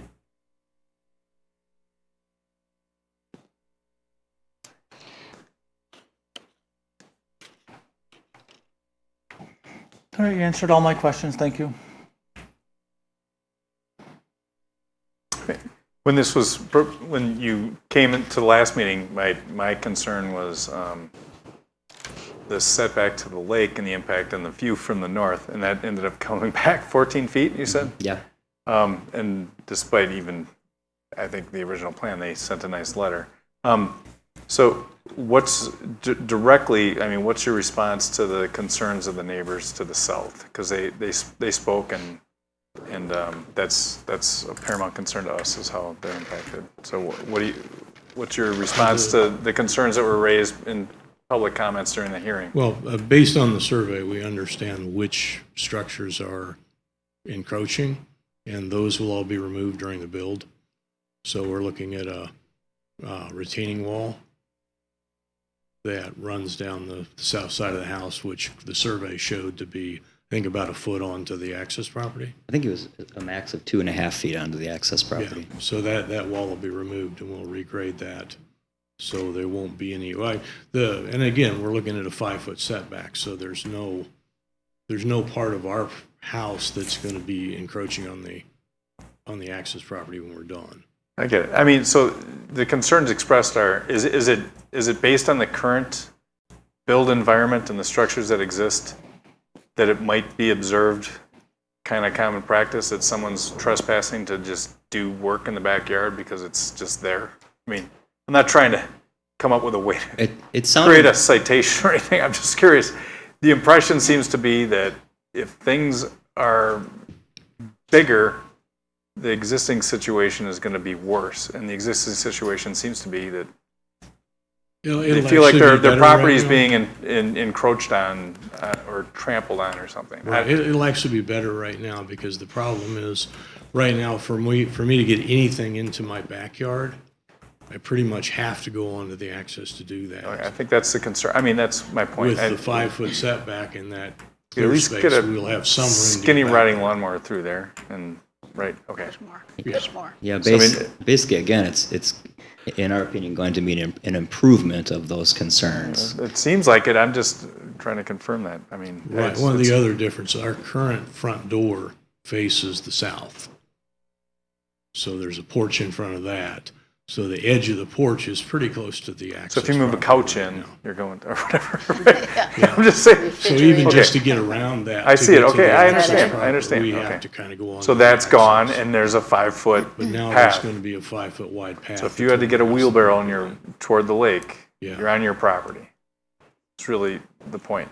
Like, and you wouldn't be otherwise. Right. Okay. All right. That's.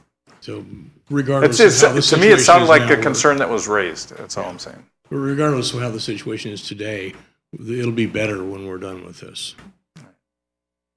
So the house is set back to 5 feet, if I'm remembering, on both sides. Are there any retaining walls between the foundation and the property line on either the north or south side of your house? No. And we can manage the water successfully without any retaining walls, Mr. Building Inspector? Yeah, the grading plan works. It really matches the existing grades on the neighboring properties. So they have the ability to easily create a swale that runs east-west or west to east on both sides of the house.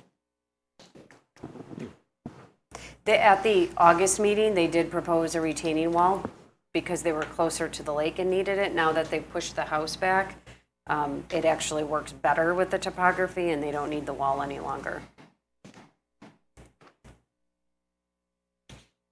And I'm assuming that patio is within the setback that's not allowed for a structure in the city. Is that correct, Mr. Building Inspector Scott? It appears that way, if it's within 35 feet. So those aren't allowed. So would you have a problem removing that? No, we'll remove it as part of the build if that's what's required.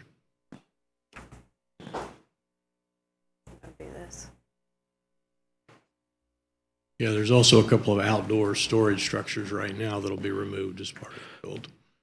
Because we will have a garage, we won't need them. Are the lots in the neighborhood similar to this with these setbacks? Well, the one right next door to it is. Pretty much all the lots down the street Looks like are that it. width. We seem to Or be close to dealing that with this a width. lot. Is the understanding that when they say attic space, it's not just above the living area, it's also the garage?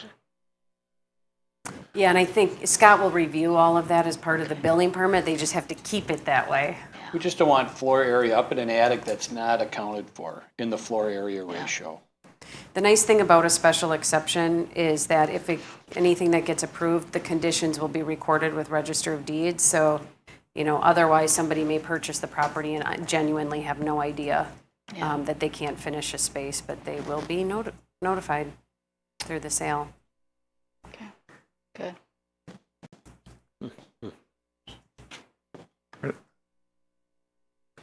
I'll make a motion to approve the plan as presented with the 6 points in the planner's recommendation, along with the removal of the non-conforming patio near the lake. I'll second. Any discussion? Hearing none, all in favor say aye. Aye. Opposed? Abstention passes. Thank you. Please work carefully with your neighbors to stay off their properties and so forth with your construction equipment and so forth. Okay. All right, number 10, new business, A, DLC 0803003, 2410 Milwaukee Street, owner Shooter Development LLC, applicant John Shooter. Applicant seeks site plan and appearance review approval for exterior improvements to the structure on the property. Is the applicant here? Is the applicant here? Uh-oh. Uh-oh. We need the applicant on this one, don't we, Amy? We'll have to postpone them. You want to postpone it? Yeah.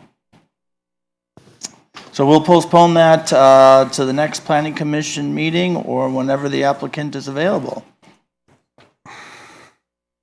Okay, we'll move on to 10B, DELC 0802006001, 1923 Milwaukee Street. Owner Paul A. Newman and Clark Sather.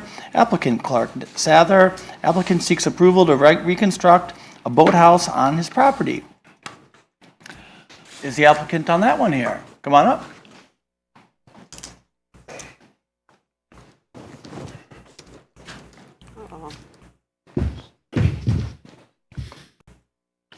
Hi, Clark Sather, 1923 Milwaukee Street. I'm Tim Rigsby. I'm the builder. W303N1694 Arbor Drive. What's your last name? Rigsby, R-I-G-S-B-Y. And that's Arbor Drive in Delafield. All right, Amy. Okay, so this property is on the south shore of Lake Nagawicca. As you're driving west, right before you hit the narrow strip where the road is directly adjacent to the lake. The applicant is proposing to rebuild a wet boathouse, which is this structure on the left on the screen. It does include an attached cottage and garage as part of that structure, and then there's also a second residence on the property to the east that will also be reconstructed following this project. The city attorney has determined that the structure can be built based on Wisconsin state statutes specific to nonconforming structures.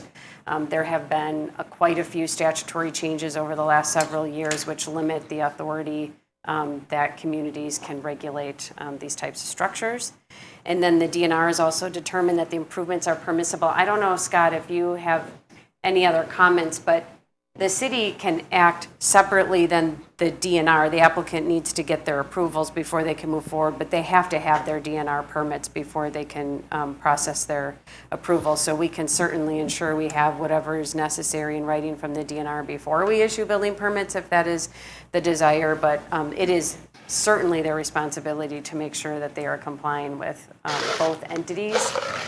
The reason why the DNR would be involved in this process, they normally are not, except that the boathouse is wet. So part of the structure does go below the ordinary high water mark. And the statutes. The applicant has a letter from the We do. DNR saying they're compliant. Yes, we've submitted the permit and approval letter from DNR to both the Lake Welfare Committee and to the building inspector. Yes, So okay. We have that on file if anyone. Okay, wants to that's see what that. I had assumed Yeah. had happened. Okay, so we will, make sure we have that in place. And then the Lake Welfare Committee did unanimously approve the proposed boathouse and recommended that the project go to Plan Commission for review and approval. The boathouse, let's see, if I can find the right pages. This thing flipped on me. I guess I'll skip the type of the boathouse. So all new boathouses do require a method to treat the runoff from the structure. So I'm sorry if I can interrupt, but Yeah. this is an existing boathouse, and they're basically remodeling it, right? The general footprint of the foundation is not changing. They're straightening interior walls and so forth, because if you saw the plans, nobody with a 90-degree square has ever worked on this house. Right, they're taking it down to the So foundation, but the foundation. it's not a new boathouse. I just want to make that thing. It's a remodeled existing boathouse. It's been there for many, many, many, many, many years. Yeah. So they are proposing an infiltration trenches on both sides of the boathouse to accommodate that runoff. So the engineer has just asked the applicant for some soil testing to ensure that the Soils are suitable for the infiltration, otherwise it could damage the foundation of the structure. So one of the conditions in here is if it gets approved that they get their final engineering approval. Otherwise, the trenches do comply with the standards of the city's code. The structure, let's see itself. Let me just go to that sheet.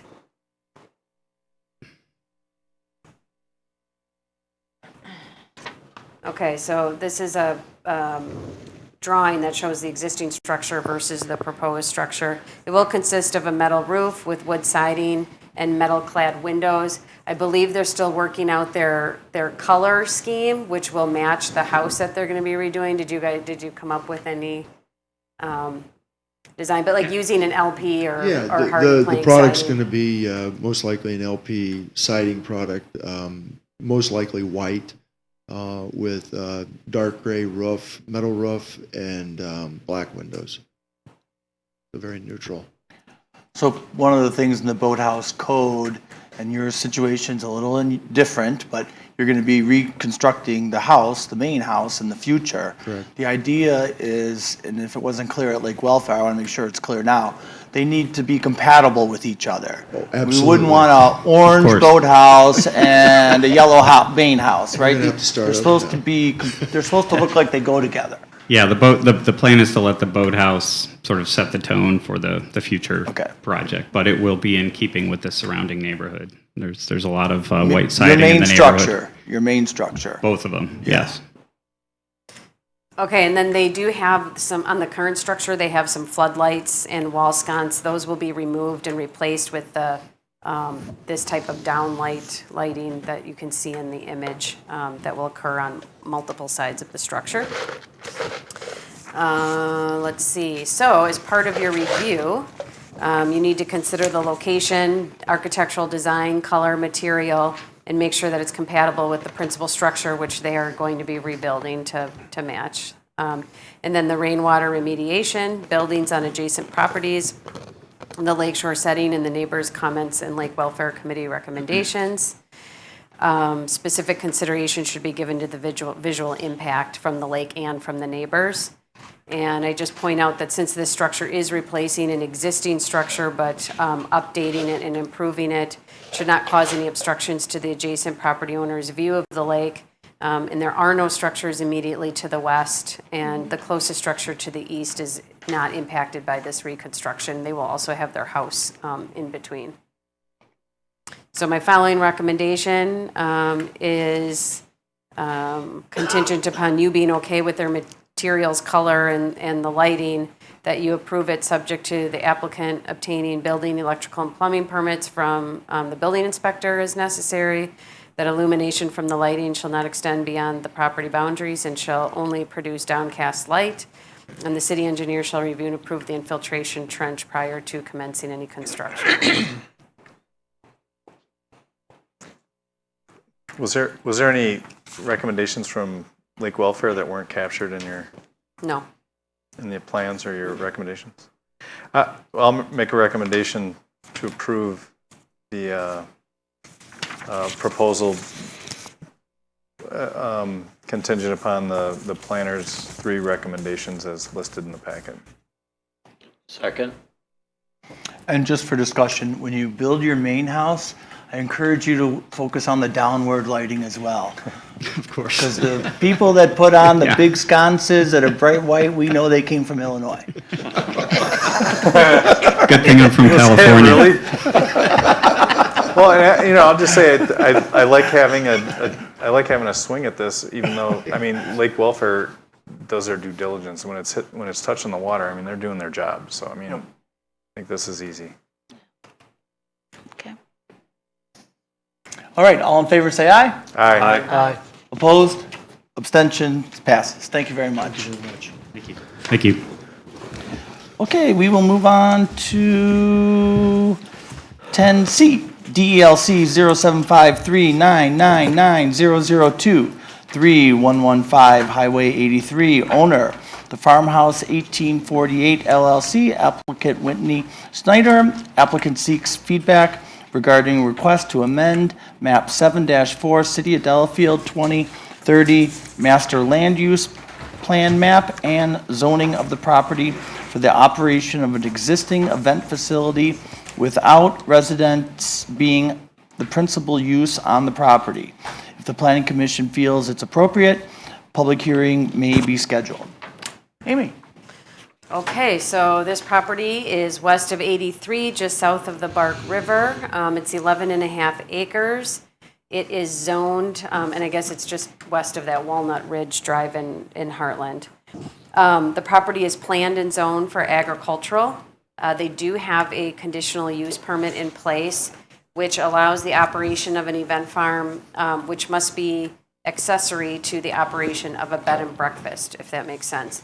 And one of the conditions also says that the conditional use authorizing the applicant to operate an event hall as an accessory use to a bed and breakfast facility currently existing and known as Rustic Manor is hereby granted, subject to, contingent upon the use of the bed and breakfast facility in conjunction with the event hall. So when the event hall has been rented for an event, the bed and breakfast facility cannot be rented separately to individuals not affiliated with or associated with the event for which the event hall is being used. And then because they have to have a bed and breakfast, the bed and breakfast requires that structure be the owner's personal residence and be occupied by the owner at the time of rental. So they have these conditions, and the applicants have been coming in waiting for this other bigger topic on 83, but they would like to pursue their proposal in advance of that, knowing that that may take some time. So I'm going to hand it over to them to just talk about what they want to do with the site, and then we can talk about whether or not you support that and how we can potentially move forward, if you don't mind. All right, names and addresses. Whitney Schneider and Eric Schneider, Schneyder. It's a weird Schneider. 3115 Highway 83. So I think that was a good summary of really how we currently operate. We are rounding into the tail end of our 9th wedding season. We host over 100 events a year, and we have grown not only professionally but personally. So we now have 2 small kids under 2. So living there, our lives have changed a little bit from our initial professional lives there. As our business has grown leaps and bounds, we continue to look for ways that we can really aid the growth of the event facility. We listen to our clients. We do annual surveys to see how our services can really make their planning lives easier. And so that has added things such as wedding planning coordination over the years. Photography and videography services were added 5 years ago. These are all things that our clients have specifically asked for and wished that they didn't have to go off-site for. So one of the unique things that we offer is that B&B, but the restriction of us having to live there has gotten more difficult having a family. We would like the freedom to be able to grow our company without necessarily adding on more construction. You've seen us here a few times. We've actually added on to the barn facility 3 times. And we are a little constructioned out at this point. So we're looking for alternative ways to grow by using the farmhouse and maybe leaving that as our personal residence and being able to grow that in a more professional way to aid our main business. So we have not extensively looked into who would be interested in renting it. You know, we never want to put feelers out there that are premature. But just in our general conversation with our management team, clients, and even vendors that we work really close with in the immediate area, some of the ideas that we've had floating around, we did want to present to you so that you had just an opportunity to kind of chew on them, give us feedback, and see what you think some appropriate uses might be should this request be be considered and granted. As I'm sure you can imagine, we have, there's a number of things come wedding day that can and do go wrong. And our job as wedding professionals is to have every trick in the book. I am a wedding seamstress, not by trade, but I've learned how to sew wedding gowns onto women multiple times. So, sewing and alterations that are paired with like a bridal boutique.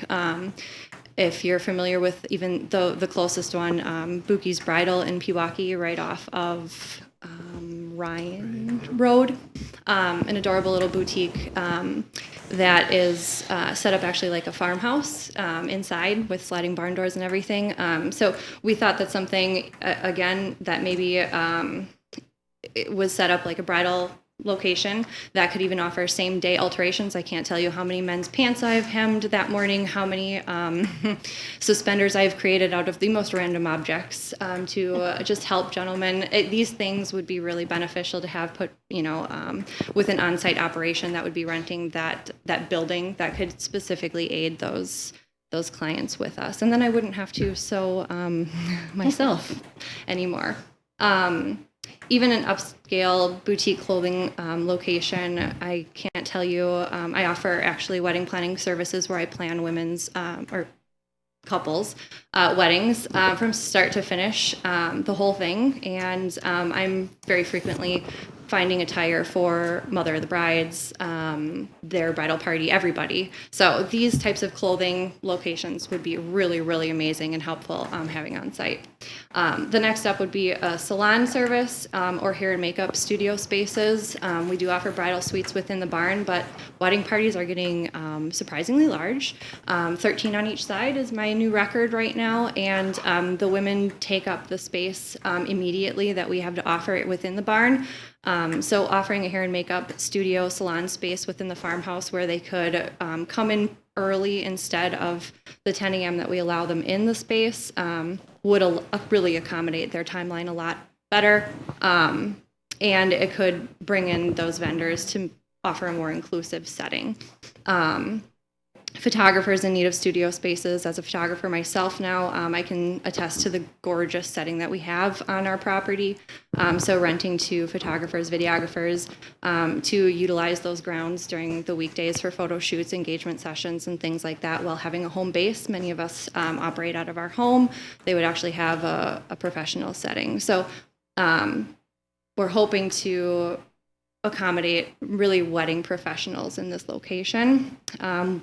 We originally were not permitted the discussion of food service on that location, which Eric and I come from a catering background, and we don't personally have any interest in catering, but we would like to potentially discuss the possibility of if a catering team were to be interested in using that as a home base and offering an exclusive or semi-exclusive partnership, how the city might feel about one of our already amazing catering teams being interested in utilizing that space so that they wouldn't have to transport food, a bakery or confectionery as well, a florist, things like that. Moving off the wedding-based business side, we would potentially be seeking the rental space to be utilized by a just general office need, like a Monday through Friday. We typically host weddings Friday through Sunday, although we do host a number of Monday and Thursday weddings. But really, those weekdays could be open to business professionals needing the whole farmhouse, whether it's a marketing company, coaching services, counselors, realtors, anyone who's needing a specific type of workspace where it's a beautiful setting. They have outdoor space to, have lunch and really not be in the way of whatever it is that's going on, since the property is so large and the parking spaces are already there with well-lit areas. Lower down on the list of ideas was because we do already operate a successful bed and breakfast that is specifically reserved to our couples the night of their event, or our hosts the night of their event. We would have the ability to offer the remainder of the building. It's kind of it's one building, but there's sort of semi-separate structures. We could offer that as an extension, like a exclusive Airbnb to the people who are renting the barn, again, extending their time instead of having to travel from hotel to us in order to get ready or have to wait until 10 a.m. when their access with us is granted. They can start getting ready earlier in the morning.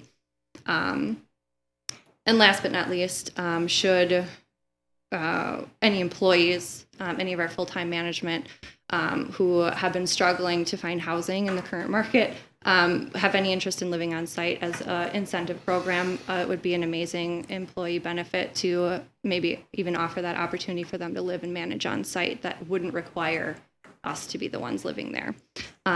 So these are just some of the ideas that we have been playing around with and talking through the office, and wanted to get just some initial feedback of what you feel could be a really great, practical, yet,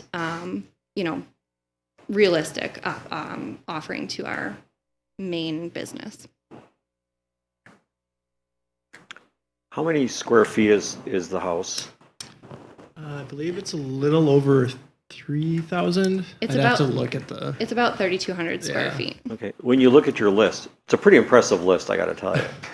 It is. I'm thinking, how can I find a way to stay there? But of those items that you had there, if you could pick and choose some of the ones that you feel would best serve your business to be on site, which do you have an idea that you could say these would fit in that house? We do, yeah. We think that bridal boutique clothing options would be top on the list, as well as hair and makeup. Those ones seem to stick out the most to us. We put a lot of love into that house. It's a beautiful house. We love the location of it, but with kids, we'd like to have a little more privacy on the weekends.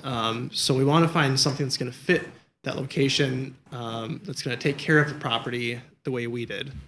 So we felt like those were some of the better options. And I guess, it's funny, we revisited our initial business plan when we sat before you 10 years ago, and we laugh at it sometimes. It's a good start, but it's not what we really executed. We were hoping for 40 events a year at our top max out, and year one we opened and we did 88 events.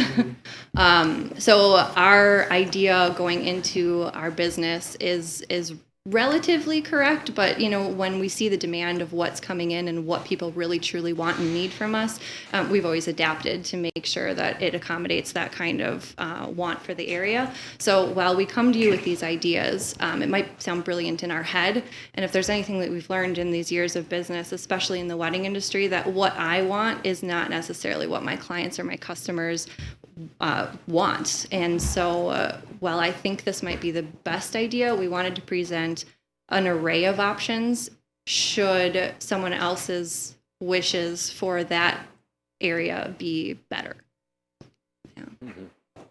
I guess that's why, bring it up and say if you could combine some of them. Yeah. It gives you better options, at least when you have an event there. Certainly. And I think the nervous part of us taking this next step into looking to alternative opportunities is that, we haven't put any feelers out there to really any of these departments to see where the interest may or may not lie. So it's hard for me to say if I wanted to really pursue a bridal shop or a menswear location, and it's just not the right time for that place, but indeed it is the right time for this photographer, and they want to come in, then I would like the ability, with whatever adaptation to our conditional use is given, to be able to say yes to that person at that time.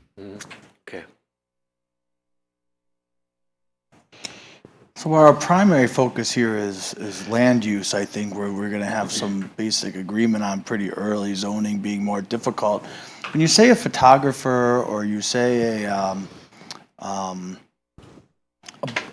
boutique, is this a standalone business that has their own customers coming and going, as a retail type establishment, or where they would generate their own traffic to the site, or is this more an idea just to be there to complement the wedding barn services? Both.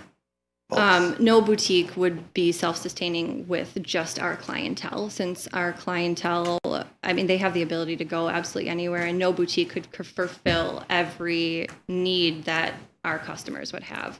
So it would certainly be an enhancement, and we would certainly work with them to make sure that the things that our clients are needing the most can be provided there, but it would absolutely be offering in and out for the public, just like any other location. Yeah. Now, when it comes to that foot traffic, a lot of these places are by appointment. They're not stacked on top of each other. They are very much, even us, we have one day a month where no appointment is needed. It's an open house setting. Otherwise, everything is exclusive, appointment only. We don't take walk-ins simply because we can't accommodate those kinds of things. So we know the structure of what's coming in and off the property at all times, because you simply can't stack like that. And these boutiques, dressing, especially for a wedding, the measurements are precise. You come back 2 times prior to it being finished. So you have to have an appointment. So the traffic is, with these specific types of locations, very minimal, because it's not a walk in and off the street kind of setting like you would like a Kohl's or something like that. This is very one-on-one, very hands-on.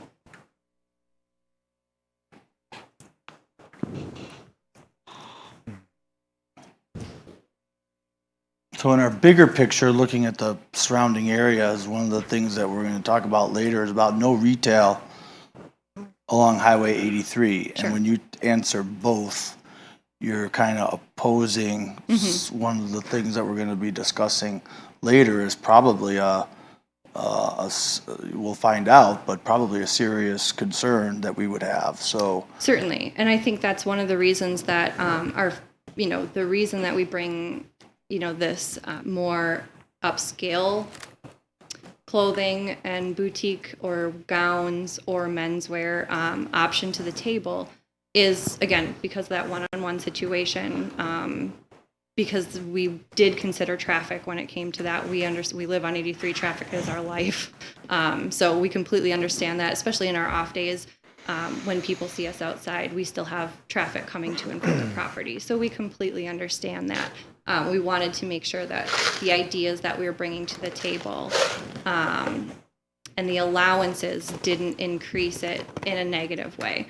So, for example, should it be a marketing firm or a legal place where everyone's coming? They would still, again, have appointments. I don't feel like the traffic who has, if you have a finance company that has appointments all day, I don't feel that that kind of traffic would be any different from this one-on-one experience of more of an upscale retail setting. Same thing if it were to be hair, makeup, salon. Women go for beauty trials prior to their wedding, sometimes twice, to make sure that it's done correctly. All of these things are, our industry is appointment only. Everything across this industry is appointment only. So when you're having traffic coming in and off of this area. So to compare it to the alternative, counseling, counselors filling it with every room having a different counselor or life coach or nutritionist or someone. These are all appointment-based places that I think can very comparably be discussed against this retail type setting. Well, I think to answer your question a little bit more too, when you say retail, this wouldn't really be large scale like Marshall's or, big Bath and Body Works or anything like that.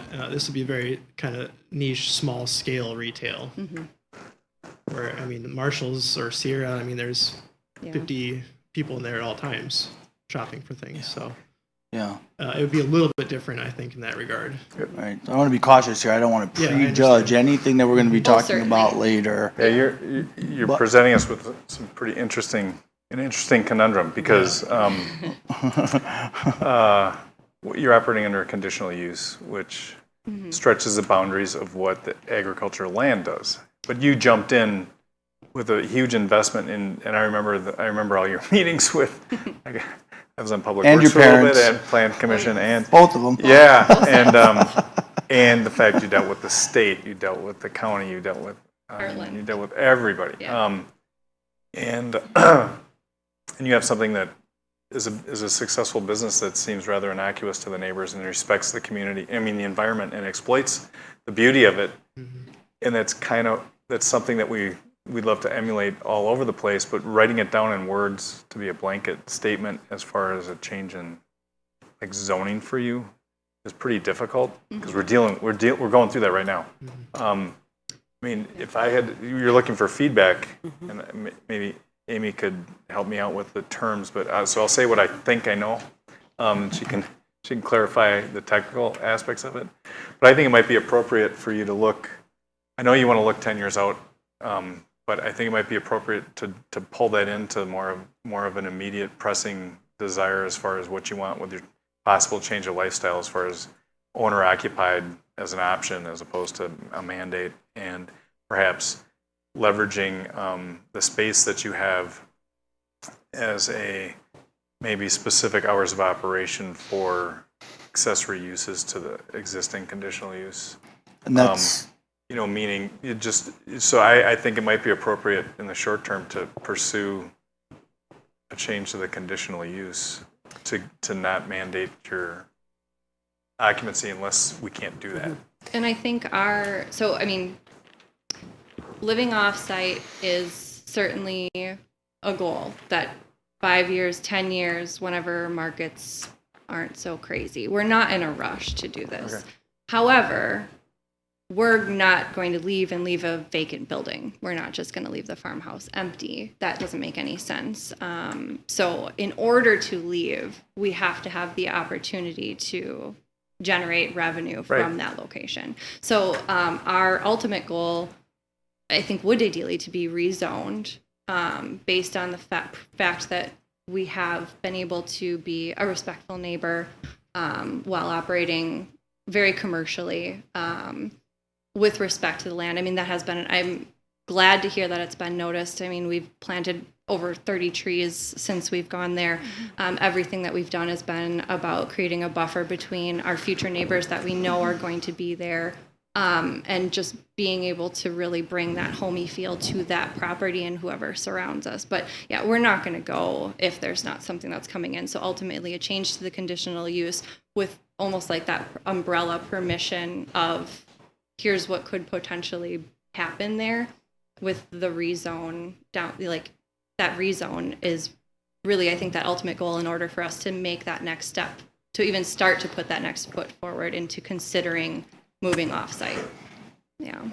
So again, to follow up on Tim's point, part of the wording further on is retail only ancillary to the primary use, right? So an example would be maybe you have, I'm just picking something at random here, but maybe you had a senior development and you had coffees available and a light breakfast or whatever type of food service for the people that live there. But it would not be accessible to the public, right? It's only for the people, maybe in your case, the people that are using your wedding venue services. People that are there, what they would be able to use, that would be ancillary as opposed to having people walk off the street, the general public, to then use it. So at least tentatively, that's at least what we're discussing now. Oh, certainly. Right? So and I guess put that in perspective for moving forward as to what kind of uses you might be able to come up with that could make this work for you. Absolutely. So when we introduced photography and videography, like I said, we're in year 5 right now. With over 100 events a year, I photograph about 25 weddings of that 100 because our clients have the opportunity to go elsewhere. My style might not be for them. My price certainly might not be for them. So that just with those numbers, based on our level of quality, craftsmanship, and everything that we offer with photography, and seeing how many people take advantage of that, I can say that if that percentage were to match something like, just clothing, for example, it wouldn't be self-sustaining enough of an income for us to leave, to justify us leaving, just based on our clientele at Rustic Manor alone, which is where that outside public is necessary in order to make it profitable to leave. So we're not not in the business of leaving just to lose money on it. So break even, cool, but definitely not to lose on it. And is the house really set up for that? I mean, most homes are not set up to do that kind of thing, right? I mean, currently not right now, but we've discussed for the last couple of weeks now the adjustments that would need to be made. We do have a couple of salon owners who are ready to come in and talk with us potentially in the next 2 weeks just to see how they would suggest laying it out if they were looking to do something like that, so we could see the ease of it. Our basement, part of the renovations we've been doing room to room kind of. Even the first year we went through just piping and everything that got replaced. So we have updated everything to make it very easily accessible from our basement area to allow for maybe additional plumbing or whatever might be needed. But right now, no, it's a home. And I think part of it too is whoever's coming in would realize that it's a unique space. It's not like your traditional, let's just say salon setup. Where you walk in, it's a huge wide open space. It is more set up, of course, like a house with different bedrooms and stuff. So that could create spaces for individuals to kind of have their own space then. Yeah, even to men and women's privacy areas, right. Keeping them separate, the couples separate on wedding day is a huge part of what we do, dodging each other until the ceremony. But I mean, anywhere around here, even driving up and down Main Street here in Delafield, just across the street, you can stand on the corner and point at 5 different places that used to be houses, and they're now, a CPA, and one's a salon, and one's a this. And so any house can be converted into the appropriate use for the right company and right business. So I think that conversion would not be difficult. Yeah. We're not strangers to TLC and adaptation, so. Just help me with the history here. Originally, that was the farmhouse, and that's what you used at first. And then I know, my recollection is you got an addition approved to expand, I believe, the bed and breakfast. Correct. So, and then that was built. We broke ground on that 2 days before the COVID shutdown. And we built the addition. I was pregnant with our first at the time. So it's only, 2 years old. So that addition, we got basically everyone out of our crazy in the main home and gave them a separate, private, quiet bed and breakfast that we can still access through the home via our garage and a separate entry. And then the farmhouse is a separate, that's our private residence entity. Yeah, I appreciate you going through that, just trying to help some of the other newer that weren't around 8 or 9 years ago. Yeah, kind of understand what kind of layout we're all talking about here. Yeah. So in this proposal, I guess I'll say that our couples really do love using that on-site stay, and that new space that's only 2 years old, that nothing changes with that. That remains bed and breakfast. That remains. We don't want to change that. We like being able to offer that stay. It's incredibly accommodating. Our couples, we don't want that to go anywhere. So that new section, this is not part of that proposal. That would remain that stay. It's completely private. Anything that were to happen in the farmhouse would be completely separate to, we call it next door. But so next door stays the bed and breakfast and for our couples. And then the farmhouse would be what we're looking to generate new revenue with that space. Is that what's driving is, because the cleanest thing is if you're building your business so much and you have a staff that has to be there where you don't want to be there every Saturday night for a wedding, can somebody on your staff live there? Is that a perk and a different strategy other than making it be a revenue generator? It certainly is. It's a different, I guess, way of revenue generating by just adjusting that benefit. I'd say when we put this list together, you'll notice it's the last thing that we listed. Not saying that's not a good idea, but it is more difficult. One of our managers, we have 2 full-time managers. We're seeking a third come spring. One of them just found a place, so that's probably not a realistic. One of them is actively searching. This is not that part of this conversation hasn't been brought up to them because we're not here to interrupt their lives and what they're planning. So I think it's a great option, but we don't ever want anyone to feel like they have to. They also do see us live and work. I mean, our lines are pretty much non-existent, if not very light gray. So we're always in, always out. If that's not the lifestyle that they want, we very much encourage them. We don't have them connect their emails to their phones. We make them disconnect when they leave, and that's not possible living there. So yeah, I only mention that because that's again, as you're thinking about your own family, and that's it probably. And I'm only one person, right? Yeah. But that's probably an easier exception to approve quickly, certainly, than a lot of the other ideas that you have. Should the interest from them be there? I think, yeah. Well, I think offering other wedding businesses on site, I mean, we've worked really hard over the past however many years to build this business, to keep people coming to us, to come to the city, to explore the area. I think having those businesses is just the next step to keep that happening, to offer the next, service, to kind of separate us from. Since we've opened, there's been a lot of other wedding venues that have opened in the area, and we have to try and do our best to keep in front of everyone and try and offer a unique service that keeps people coming to us. Yeah, I'm proud to say that we look at everybody's calendar around us on a quarterly basis, and we continue to be the ones that book out the furthest. We're booking 24 right now, and our calendar for 23 has been gone for a year. So we want to maintain that. We want to make sure that, and people say, when they come to us, that it's just easy. They book all of our additional things. They're doing all the stuff with us because they don't have to think about it. So offering these kinds of additional places just so that they just don't have to think about it. No one wants to think more than they have to when planning a wedding. So I think I agree with your goal to have it zoned for your long range potential and your goals. And since this is the preliminary meeting, I think it'd be good to keep talking with Amy. I know she's trying to fit a puzzle piece into something that doesn't exist. I don't think there's language in our code, as she says in her packet, that even accounts for wedding venues as a zoned use. No. And so it may be that we're looking at a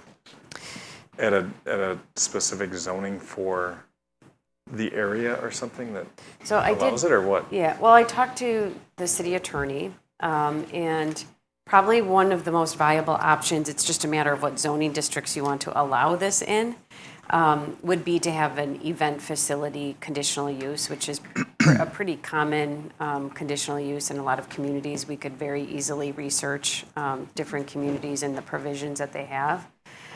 So that would be one option, is to allow it as a conditional use, and you could allow it as they often do exist in agricultural districts because they take up barn space.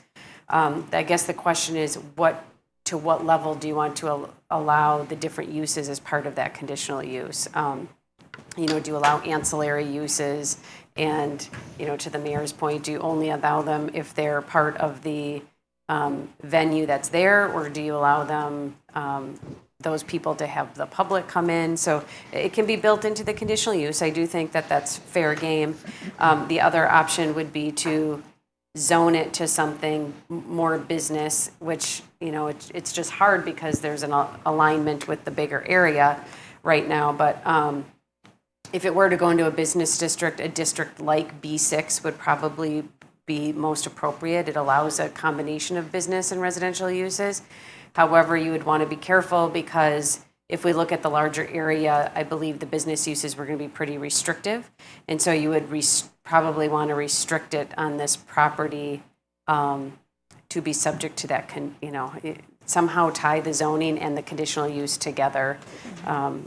And that if they were to no longer have the event facility, they would need to come in for special approval. So I can talk to the attorney about that more tomorrow. We have a meeting. But I do think a CU may be a good option, because even if you take B6, which is really the most flexible zoning district in the business world, Shops of Naga, Wicca is B6. You may not want an event facility in that area. That really is your prime retail and restaurant zone. So event facilities are unique and special and fit in certain areas, and that's where conditional uses come into play. Could you have the additional uses as a part of a conditional use, like the photography, boutique stuff?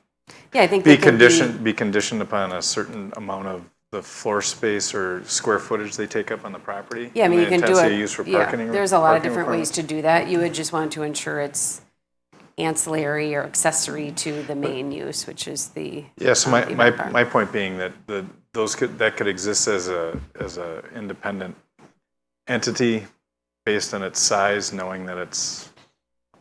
I think you have to be such a careful. small organization. If they were to put in a hair salon and it's open to the public, not just for the wedding Yeah, okay. folks, I do think you need to get into a business district. It'd be like at a that strip point. mall. Yeah, okay. So if you do it as a conditional use in the agricultural district, I think it needs to be tied to that event facility. Otherwise, I think you could consider doing it. It should just probably get planned and zoned business. So I'd say work through those options with the applicant and give us something. Well, we have. Have you? We have been, and we're just. I guess the question is, what would you recommend? You know, this would. I think at this point in the immediate future, you need to consider this a standalone proposal. Would you recommend a land use plan amendment and rezone amendment, subject to limited uses, perhaps? You know, knowing that we're having a bigger conversation, maybe it's just limited. for this 11 acres you're talking about? Just Right. carve this 11 acres out and deal with it separately? Yeah, I mean, I'm comfortable moving forward with the land use part of it, but the zoning part is, I think, needs more discussion and more understanding from them based on the feedback they've gotten so far. The land use, in my mind, seems relatively easy, but the zoning and changing the specifics around the conditional use are problematic. I mean, with the land use, so the category that we're proposing for the whole area is planned mixed use. Well, that is what they have on the property right now. They have residential and business uses. Planned mixed use can accommodate residential and or business. So I do think that's a safe amendment for this particular use. I do think, though, as far as deciding how to move it forward, we probably would need to have a joint meeting with the attorney to come up with exactly how to do that. I've experienced many conditional rezones where you limit the zoning to very specific use, but that means they would have to come back in if they amend the use and amend the zoning, the conditions of the zoning. So, but that is an option. Are the conditions with of the C. zoning the said ideas or appropriate options that would be listed for use? Yes, Okay. they would be listed. So, such as we'll say boutique, a photography company, a DJ company, or et cetera, Right. wedding or finance company, bookkeeping, it would specifically say what types of uses. We would, they would get listed out if we Just if like we a did long a list of conditional allowable rezone. businesses. And then on top of that, you'd have a conditional use for the event facility. But I mean, if they start getting into these financial businesses, tax, I mean, that's really getting That's outside. not ancillary. That's getting outside of, that truly is, Right. it is a Assuming we're business. sticking with And that. the only reason that was brought up is it's such a non-disturbing 9 to 5 Monday through Friday thing that wouldn't disrupt the wedding side of things. There's separate entrances, the parking lot's right there. There's plenty of all of that. So it's the only reason we explored that option or threw that out on the table, I suppose. I mean, and the other option would be to step into it. So maybe get a CU in place, amend it so you don't have to live there, like the other commissioner said. And then as this bigger project goes through, if, I don't know if it will be successful or not, and that may determine whether or not it is or isn't appropriate to bring in these other businesses, and then to what extent those businesses are. So you could always, if you want to move in a direction, you could do it in a little bit of a phased process. Oh, sure. And the reason that we decided to separate, just so you know, in sort of, and I guess accelerate our property in tandem with the whole 83 discussion is, as we mentioned, we book out so far in advance. We book out right now to 2024. So our lives are planned for us for the next year, if not year and a half. So planning today, even changing contracts today affects us 2 years from now. So we're always looking at each other saying, okay, hey, in 2 years, do you think you want this weekend off? Cool, we're going to block that. And so we always have to plan that far in advance. So doing things now is crucial to us in that year or 2 years out. So waiting is usually good for most businesses, and we're happy to do that. It just affects us so much farther in the future than pretty much any other business that you would have before you. So I guess I would ask the Plan Commission maybe three questions in order to move forward with them as applicants. One would be, if they were to occupy this building as a residence, not owner occupied, is that something you think, and obviously you have to go through a formal decision-making process, but is that something you think you might support, a residential use? So then if they were to convert parts or all of that structure into ancillary uses for the event facility in particular, would you support that type of change? Mm-hmm. Okay. And then, hold on. What about finance office or something different? Not overly. It's too early in the plan. I'd be more inclined to say appointment-based retail associated with the primary event space. Mm-hmm. And what about a ancillary retail dress shop that allows the public to come to it outside of the event barn? Because I think it's probably a little hard for them to know, though. Like, you have to book the event at our barn before you can come into our store. I mean, that might be where there's part of the challenge. Yeah. I mean, most women do book their venue and then find the dress. It's not typically the other way around, but it's still. Well, when they're booking 2 years. But finding someone that want to rent a space that only has a limited clientele would be extremely difficult. Yeah, I think it limits not only us, but also that boutique who wanted to rent that space. If they knew their only customers could only ever be the ones at the wedding venue, it's a lot of pressure of us to make sure it maintains at the level it is on our calendar to have them have clients, but also. We couldn't reasonably police that anyway.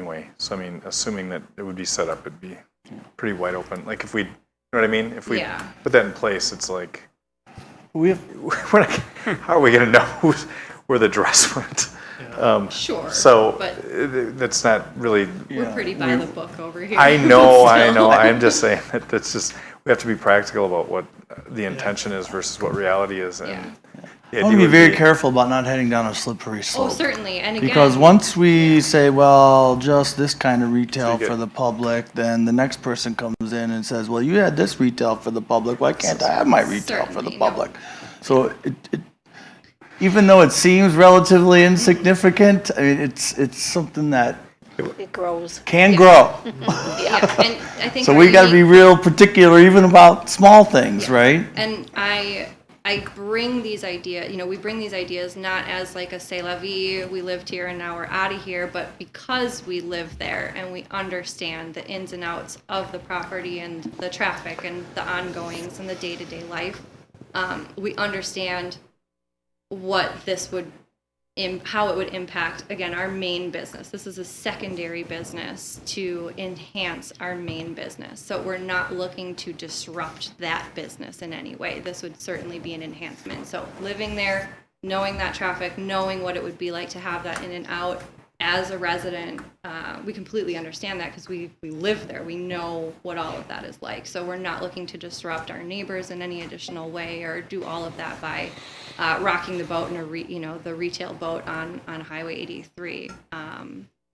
Because as homeowners and residents there, we don't want to mess with the happy vibes that are there. We like it there. We're just looking for just maybe a little bit of mental separation also from work life too. So just exploring those options. So I think I would recommend, I have, an idea of where you would be willing to take this. I can meet with our attorney tomorrow and come up with maybe the best next step. At most, at a following meeting, we would be potentially talking about a land use plan amendment, which you do not have to schedule a public hearing for. It would be put on the agenda for you to consider a resolution. And then once you consider that resolution, a public hearing actually takes place at Common Council, and then they would make final action. And then the other would be drafting text amendments for an event facility, which I would need to bring to you for feedback before scheduling any kind of public hearing anyway. So I think I can talk to Attorney Gutenkunst, and then those would be 2 items that may potentially come back, whether that be in October or November, I'm not sure. But you don't see value in moving forward with just the land use to Well, the make land a use schedule plan a public can- hearing? It, Or you're saying No. there's options that may not require that? no, the land use plan amendment would need to come to Plan Commission first as a resolution. Okay. And that you don't have to schedule the public hearing for the land use plan. We would have adopt the resolution. At this point, I wouldn't want to publish a public hearing for Common Council, which we have done in the past because it takes there's a 30-day notice, because you don't even know what the language is going to look like or what they're proposing. So I think we should come in with our idea and possibly a resolution, and then schedule a public hearing for Common Council. That's what we did with Miller Marriott at St. John's last time. I have a couple questions. One is, if you move off-site and you have people staying there in the B&B, who's going to be there? Because it's like a hotel. You have to have someone there all the time, 24/7 then. They're asking to scratch the B&B. Well, we would keep the B&B portion that's what I above the heard. garage space. It wouldn't be a B&B where we serve breakfast to them. It'd be more of a continental style. So I they would, understand that, yep. yeah. So they would just stay in the room overnight, grab their things in the morning, and then just head out on their own. Let me clarify. It wouldn't be defined as a bed and breakfast per your ordinance. The definition requires the owners be there, so it would be more of a. I have to look at the different definitions. I mean, Airbnb, I guess, look at is the Verbo. best way to describe Yeah, it. there's similar. different. There's other definitions for A the type rental of facility property they or- would have. Just rental property. It's a pretty self-sufficient operation that we have right now. But The other thing that I'm concerned about is, because when I look at 83, you have a church, then you have the preschool, which I believe is institutional. Yep. Then you've got them, and also north of them, there is a guy who does run like a mom and pop nursery. So you've got 3 different kinds of businesses there, and how are we going to bring this all together? Are we going to be spot here, have different conditional use for each one? I think if this project that's next on the agenda, if that were to go through, those provisions would stick and existing non-conforming uses could remain. So, I mean, and that's typical. If somebody has an existing use, they can keep it, but anything going forward would need to comply with whatever is developed. Makes it tough for zoning though, because I feel like we're a spot. It's already there. There's Throwing conditional things at the uses and wall. planned unit developments all over there. Yeah, I just. Okay. Anybody else? Questions, comments? You got what you need? Amy? Yeah, I think so. ideas or suggestions on farmhouse businesses? No, you had a good list. Yeah. Well, if you do come up with anything different, let me know so that we can consider that in our We could have our next meeting there. actions. There you go. City meeting area was on a list of general use office spaces. We make a mean biscuits and gravy. I'll say that if it's of our morning meeting. Do we need a motion for that? Alrighty, well, thank you very much. Thank you for your time. Okay, we're going to move on to 10D, DLC 07849710003, DLC 0784975, DLC 07849710004, 1100 South 83, owner Elmbrook Church Incorporated, applicant Lynn Rettler. Augustine Academy. Applicant seeks feedback and scheduling a public hearing for a request to amend a conditional use permit for Elmbrook Church to allow for a school. Is the applicant here? And I don't think they are. Oh. So we've got two people that I'm a little nervous that our deadline has changed and it's up. They actually applied in the beginning of in August. So I wonder if they have completely forgotten. Are they just asking for a public hearing? Yes, so they're asking, I can just give you a real brief overview. Augustine Academy is already operating in Elmbrook Church. They did not know they needed approvals. They thought it was just part of the church use, and so they're asking to schedule a public hearing in order to include them in the Elmbrook Church CU. And then both the church and the school would be, the church would be updating and the school would be proposing a business plan of operation. So you could schedule a public hearing based on the application information that's in the. I'm good with that for scheduling a public hearing for October. Yeah, Let's sounds get good. that going. I can make a motion to approve the public hearing for Elmbrook Church application second it. for October. Dan. I'll second it. Okay, any discussion? Hearing none. All in favor say aye. Aye. Opposed? Aye. That was an aye, right? Yes, that was Okay. an aye. Abstentions passes. Everybody was in favor. Can we have a 5-minute break? Sure. Being for? Yes, all were in favor, yep. Okay, Mike, we're gonna take a 5-minute break and then come back for the next agenda item. I was just a little late off the mark. Getting tired. Getting near my bedtime.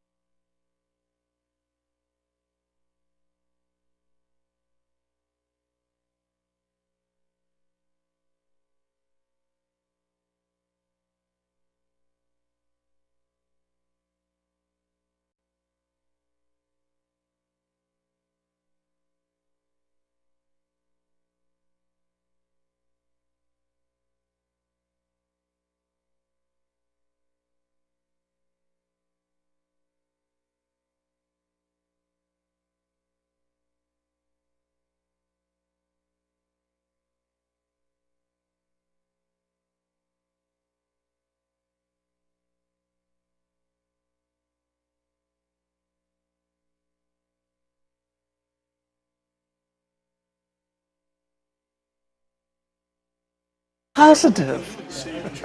Oh, boy. Okay, everyone, our 5 minutes is up. If everybody could please take their seats so we can wrap up this rather long meeting. Do you serve lunch? Late night snacks. Yes. Okay, I think everybody's back. Just remind you to turn your microphones on if you turned them off. And we're going to go ahead and move to item number 11, comprehensive plan zoning and ordinance revision. Discussion and possible action on the following items. I'm not going to read all of the DLLCs because there's too many.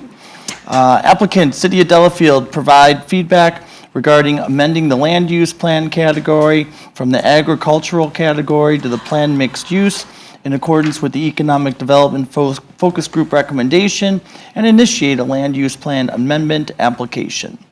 Amy, want to give us an overview again, Okay, please? hold on, I'm just looking for the map here. Sure. And while she's doing that, I just want to give everybody a general overview here.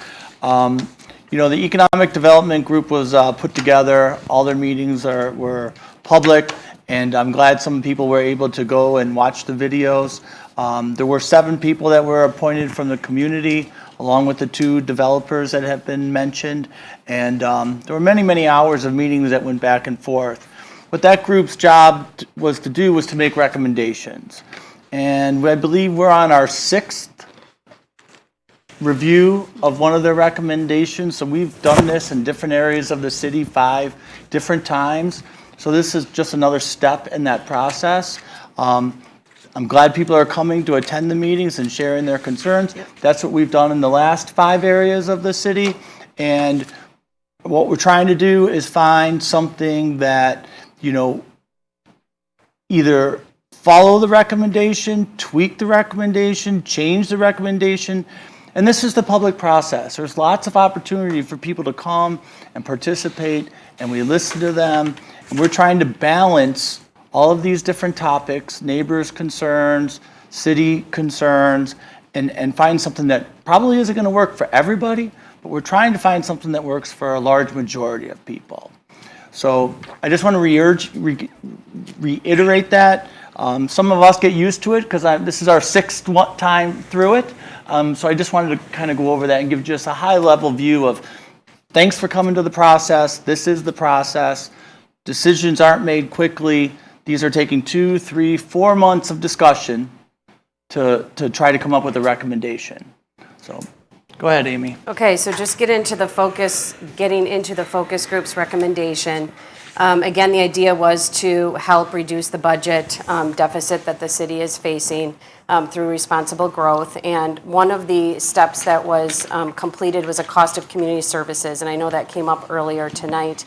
And what that cost of community services showed was that residential development does cost a little bit less than the revenue the city takes in, which is great. That's actually pretty uncommon in communities, but the value of your properties are so high that you are able to offset the costs. Commercial development, I think it was mentioned earlier, is close to residential. Your typical retail, office, service centers, I'm going to just use Shop of Nagawicca again because it's familiar to people, does have a similar ratio to residential. It is a little bit cheaper to the city at a 0.93 to 1 versus residential, which is a 0.97 to 1. They use manufacturing, but really it's the like business park type uses where there's very little traffic. You have employees that come and go, but not really a customer base. That type of use is the lowest category, with a 0.67 ratio to your 1 cost of services. And then agricultural uses actually come in at about a 0.84 cent to dollar of cost to serve that use. So that is the reason for the ordering, and that was then paired with, so as part of this focus group discussion, that's paired with the fact that the city happens to have a really low percentage of commercial and industrial land. And so right now, if you just look at the comprehensive plan from 2009, which is intended to be updated every 10 years, the commercial uses make up about 3.11% of the city. Mixed uses make up 4.14% of the city. Industrial uses or the business park uses make up 0.18%. Really, that's limited to the Kettle Court East area. And then residential makes up 35.11%. And then the rest of the acreage is either open, water, what do I want to say, institutional utilities makes up quite a bit of land too, which comes at the greatest cost to a community. That has to be offset by all of these other uses. So we are just, I'm bringing this information to you to make sure that you understand the facts, and that's part of how why you need to have that balance in different types of uses to help offset the different costs that exist. So the focus group in particular felt that this 83 area would be ideal for additional business park use because it is served by sewer and water. It's on the highway, State Highway 83, in between two interchanges, and that there are business parks on the east side of the highway. So that is information that's coming from the focus group. I know the audience, has been mentioning that I'm bringing this information to you and encouraging you. I just want to make sure you understand I'm bringing forth the information that was provided by the focus group. And then the council has reviewed this information and affirmed asking the planning commission to go through this process. Right. So right now we're going through the implementation phase. In some cases, there's been tweaks. In some cases, they have passed as recommended. And so that's where we're at. Just for clarification regarding the SEH property, SEH is actually a lease, what do we call it, leasee. We are not owners of the property.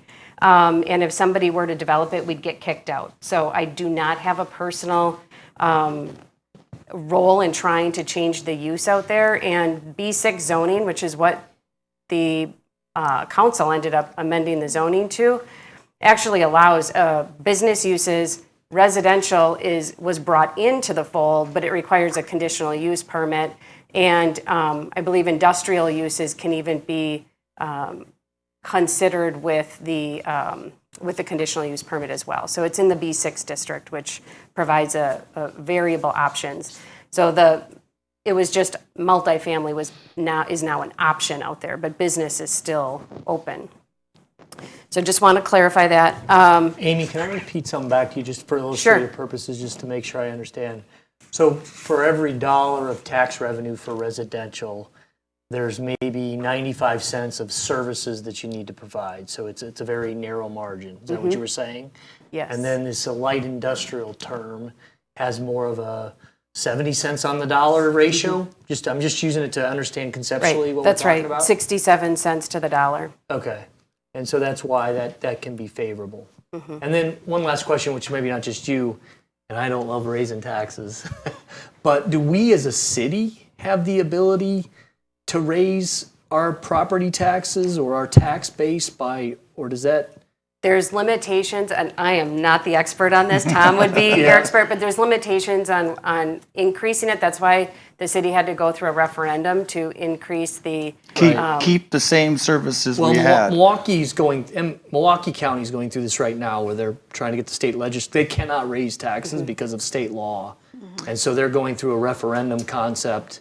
And so that's why I was asking that question. I was just understanding it. You need new growth in order to increase your base, and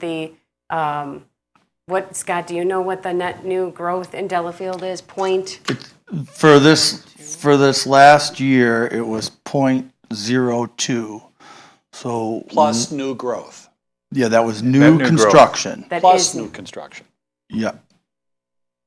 I'm sorry. I mean, the state caps the maximum amount of levy increase plus new growth. Right. Yeah, the new growth was 2%. That's what. No, it was 0.2%. 0.2%. Okay. In 2021, as allocated by the state, right? The city of Delafield was 0.2%, right? So 0.02, 0.2%, 0.2%, less than 1. Tom just said it today. Which where I was going with this is so the a city, so with the reason the city went through a referendum, the city can raise the taxes as high as they want with a referendum. So that means you have the citizens have to say yes, 51%, whatever. Without a referendum, the council can only raise by a certain cost of living index plus the net new growth percentage that you incurred as a city. So you take the entire value of the assessed value of the city, whatever new buildings went in, that percentage addition is on top of that percentage. That you can raise to the rest of that you can just simply raise as a matter of business. Yeah. If you want to go higher than that, you have to put it on the ballot and say, do we want the services we have now? Or new ones. Well, and, the reason that's I was what asking we that, did. Tim, is on a macro level, say the citizens of Delafield say we don't want any industrial. We want all residential, 2-acre lots, and we're Lake Country. If that's what everybody said, right? Then you have to raise taxes in order to cover some of the deficits that we're seeing long term. It's pure math, right? I mean, Yeah. it is. It's just a spreadsheet. So the impetus for this focus group was the fact that we had to. The city was faced with and this was pretty well stated in the referendum. And I don't want to go back and politic for that. Yep. It was we didn't do any marketing surveys. We didn't do. We put the information out there and said, here it is. One page, both sides. One was a graph, one was facts. We need to lay off people if we don't have a referendum passed for this amount. And the mayor and the common council agreed on the fact that we're going to put a 5-year cap on this. We'd have to grow ourselves out of it if we don't want to see a referendum now in 3 years or 2.5 years. Yeah. If we reject opportunities for new beneficial, like the more profitable growth to the city as a business, if we reject any proposal for that, we're going to be in the same conundrum where we're going to be saying we have to get rid of some fire department people, or police department, we're going to have to get rid of DPW, and these people aren't sitting on their hands. So it's kind of turning into a common council budget meeting, but that's the impetus for this. And this is all, so that's why this economic development group was I understand all focus that. group was put together, and this is for us to take a good look why, because I know from being on Plan Commission for the tenure I've been on it, people have asked about these different properties, all of them. I want to put this here. It's like, well, you can't. It's like, well, it's not against the city plan, it's against zoning. So what do I have to do to change it? Well, you have to come up with a proposal, and a lot of those have been shot down. So we're relooking at it to say, what's reasonable? Let's have the conversation. And this is not. So that's why the city's the applicant in these. I'm sorry, I didn't mean to take over. I'm just saying those are the budgetary reasons behind it, and this isn't some sort of secret desire or yen to do all this stuff. It's let's explore all the possibilities other than just simply another referendum in 2.5 years. That's what we're doing. Yeah. No, I understand all that. I was just simple. I thought the residents on this property, their alternative plan was like, okay, that put a lot of effort into it. Makes a lot of logical sense. Like, why wouldn't we? We're Lake Country. We don't need any development. People can drive on 16 to get to their job, right? And so if you just don't understand all that, Tim, you just go, yeah, let's not do any industrial. Let's just stay residential everywhere. Let's be who we are. That's our niche, right? It's valid. But with it brings the counter of, okay. It's valid. It comes at a price. Everything comes at a price, yeah. Right? And so then, 2 years from now, people complain our taxes are too high in Delafield, right? So that's the only reason I was asking that question. Well, that's what we're talking about. Yeah, we're moving ahead. We're moving ahead, but yeah, that's what we're talking. We're talking about what's the price? Yeah, a little extra development or a little extra taxes. Yeah. What's our stomach able to handle? And so that's what we're going through this. Because it can't be neither. Right. It can't be neither. Right. Or no police. So I didn't mean to derail. I just wanted to make sure. It's a tough problem. Is the benefit the same for, like, say, a small business versus an industrial?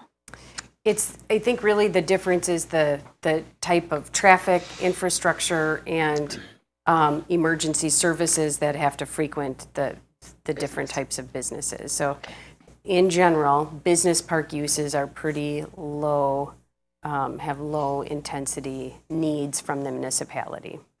Well, I'm thinking across the road from it is the piano place, the bank, the medical. Right. So that's what that's part of our conversation here is what does that mean? Because a business park can be all-inclusive or it can be extremely limiting. It could be, all industrial or it could be office, so that's what we need to go to if you want to continue this conversation. So at the last meeting, I was asked to prepare some language that would go along with the mapping that you can see on the screen. And we can talk about the boundaries of the map as well. And so that is included in the packet. And I'm happy, if you want me to go through that, I'm happy to go through that here too. That's a really important 2 pages. Yeah. Yeah. I just don't know if the conversation, if you want, first I think we have to understand the mapping features. So the way it's proposed right now by the focus group is that there be commercial and light industrial. I'm not even going to say it's a business. It's really a business park type use. The focus group had called it the 2 different categories. Along 83, there is some steep topography, I think that was mentioned. That may make it very difficult to get business uses in the northwest corner. Or it would remain undeveloped. It's just undevelopable. These lines are here, but that doesn't necessarily mean that there's going to be a big building in that corner. You can certainly look at that. And then we have medium density residential, which is defined differently than what that neighbor letter had indicated per the city's codes and plan. Medium density residential means up to 4 units per acre. So I know they had mentioned 1 unit per acre. That's low density residential per our stuff. And then 2 acre residential to the west bordering the subdivision. On the south side, that was transitioning, just so you know, from 4 units per acre to 1 acre. As you go south, some of those lots start to get a little bit smaller. The I'm sorry, because I'm so used to Nagawaki. Nagawicca Heights is a new subdivision that is being developed at 1 unit per acre. And just to give a little bit of background on that too, some of the differences in densities is a lot when these subdivisions were built, they didn't have the sewer, they didn't necessarily have the sewer and water available. That is a new change. Typically, when properties are served by sewer and water, they are being built at a much higher density than these 1 and 2, 3 acre lots. And not that it's a problem, but again, it does, you're limiting the amount of residences you get out of a property, which can be beautiful, quaint, and rural. But I think what was pointed out in some of our focus group meetings is you can also create that environment by requiring those large open space areas that surround smaller lot sizes. So rural can come in different ways. And once it's built, and the city does have limited boundaries. That's part of the challenge in Wisconsin. There's a lot of different municipalities within a small area, and so you're limited in the space. And once you develop it, you're out of opportunity unless it comes down to redevelopment. So all of that just needs to be considered in this. So for language, I will go through this and I'll go through it pretty verbatim. Bear with me, I know it's late, but I think it's important that you know what's in here. So this would be, the way it's proposed, this whole area would be planned mixed use on the land use plan. And then it would come along with a special use area, which would be highlight the whole zone. And then it would come with this language, which would include areas designated in the special, and I won't read every word, but areas designated in the use area are included in the planned mixed use category because they are ideal for combination of residential business park uses based on the highway connection, sewer, water, and stuff that I already mentioned. It will be important to ensure that development within these areas is compatible with the adjacent residential and agricultural land uses. So that's the leading paragraph. Then the area direct. And one thing I want to mention on that, I mean, as an overview. So residential, if somebody came in after we changed the land use and wanted to propose 2-acre residential development, what would we tell them, Amy? Well, in the second paragraph, so this is what you would have to decide as part of the second paragraph. It says the areas directly adjacent to Highway 83, so it would be the orange areas, because the map will go with it, should be developed as a business park provided the development is compatible with surrounding properties. Any business park use within the special use area will need to be attractive and include an aesthetically pleasing mix of the following uses. And I have in here, and again, this is all for discussion, light intensity business development, corporate office, headquarters and facilities, light manufacturing, limited distribution and warehousing, medical facilities, service uses with limited traffic, and support facilities.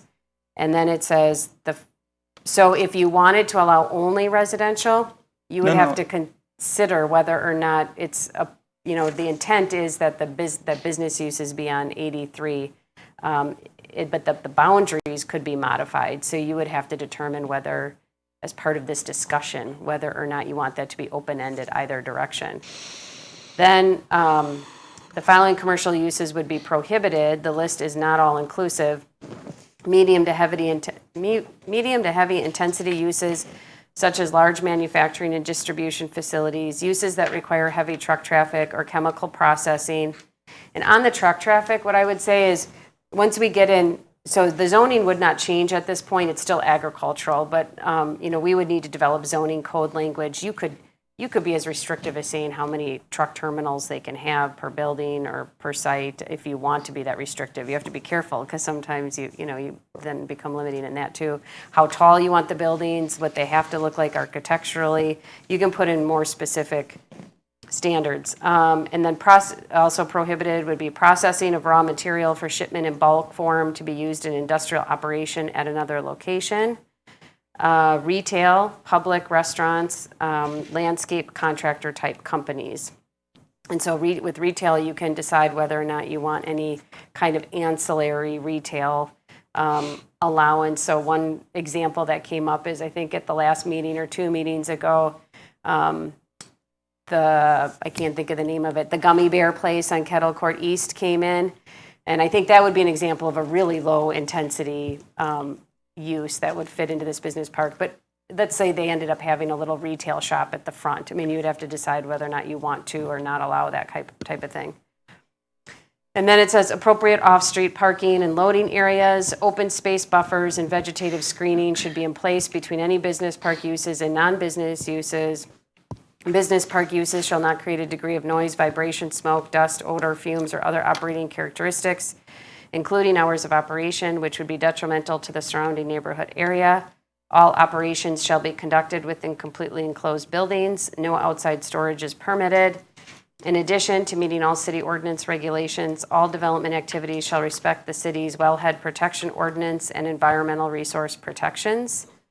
It may be, I think somebody mentioned environmental corridor. We do have environmental corridor restrictions. We have tree cutting restrictions. The density is limited to 1 unit per 5 acre for residential in those areas, et cetera.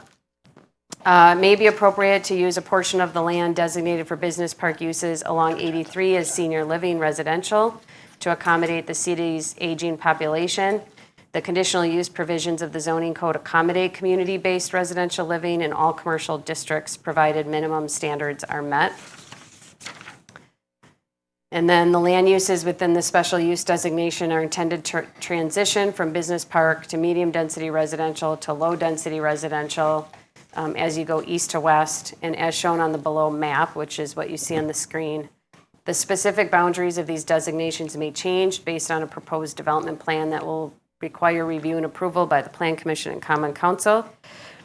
It is expected that any residential development include the components of a plan unit development with appropriate common open space buffers between residential lots and adjacent properties. And traffic from any commercial, industrial, or medium density residential uses should be required to travel eastbound rather than using existing local streets. located on the west side of the subject lands. The interior road system will need to be designed in a way that separates the business park use from the residential uses. And I think I actually had meant to change that should to shall, travel eastbound. And then existing business, agricultural, and residential uses may remain. Properties located in the special use designation will only be rezoned at the property owner's request. However, it is expected that a master plan be developed to include the entire holdings of a property owner as suggested in the plan mixed use category at such time a development is proposed, and the property may be developed in phases. So there's a lot in there, a lot to think about. So I'm happy to. So is there anything in any of that where you say, oh, that definitely shouldn't be in there, or I'm not comfortable with that? I mean, landscape, that jumps right out at me. I don't think that's an appropriate use, landscapers. But, or something that that needs to be added that would be more restrictive, something that jumps out at you.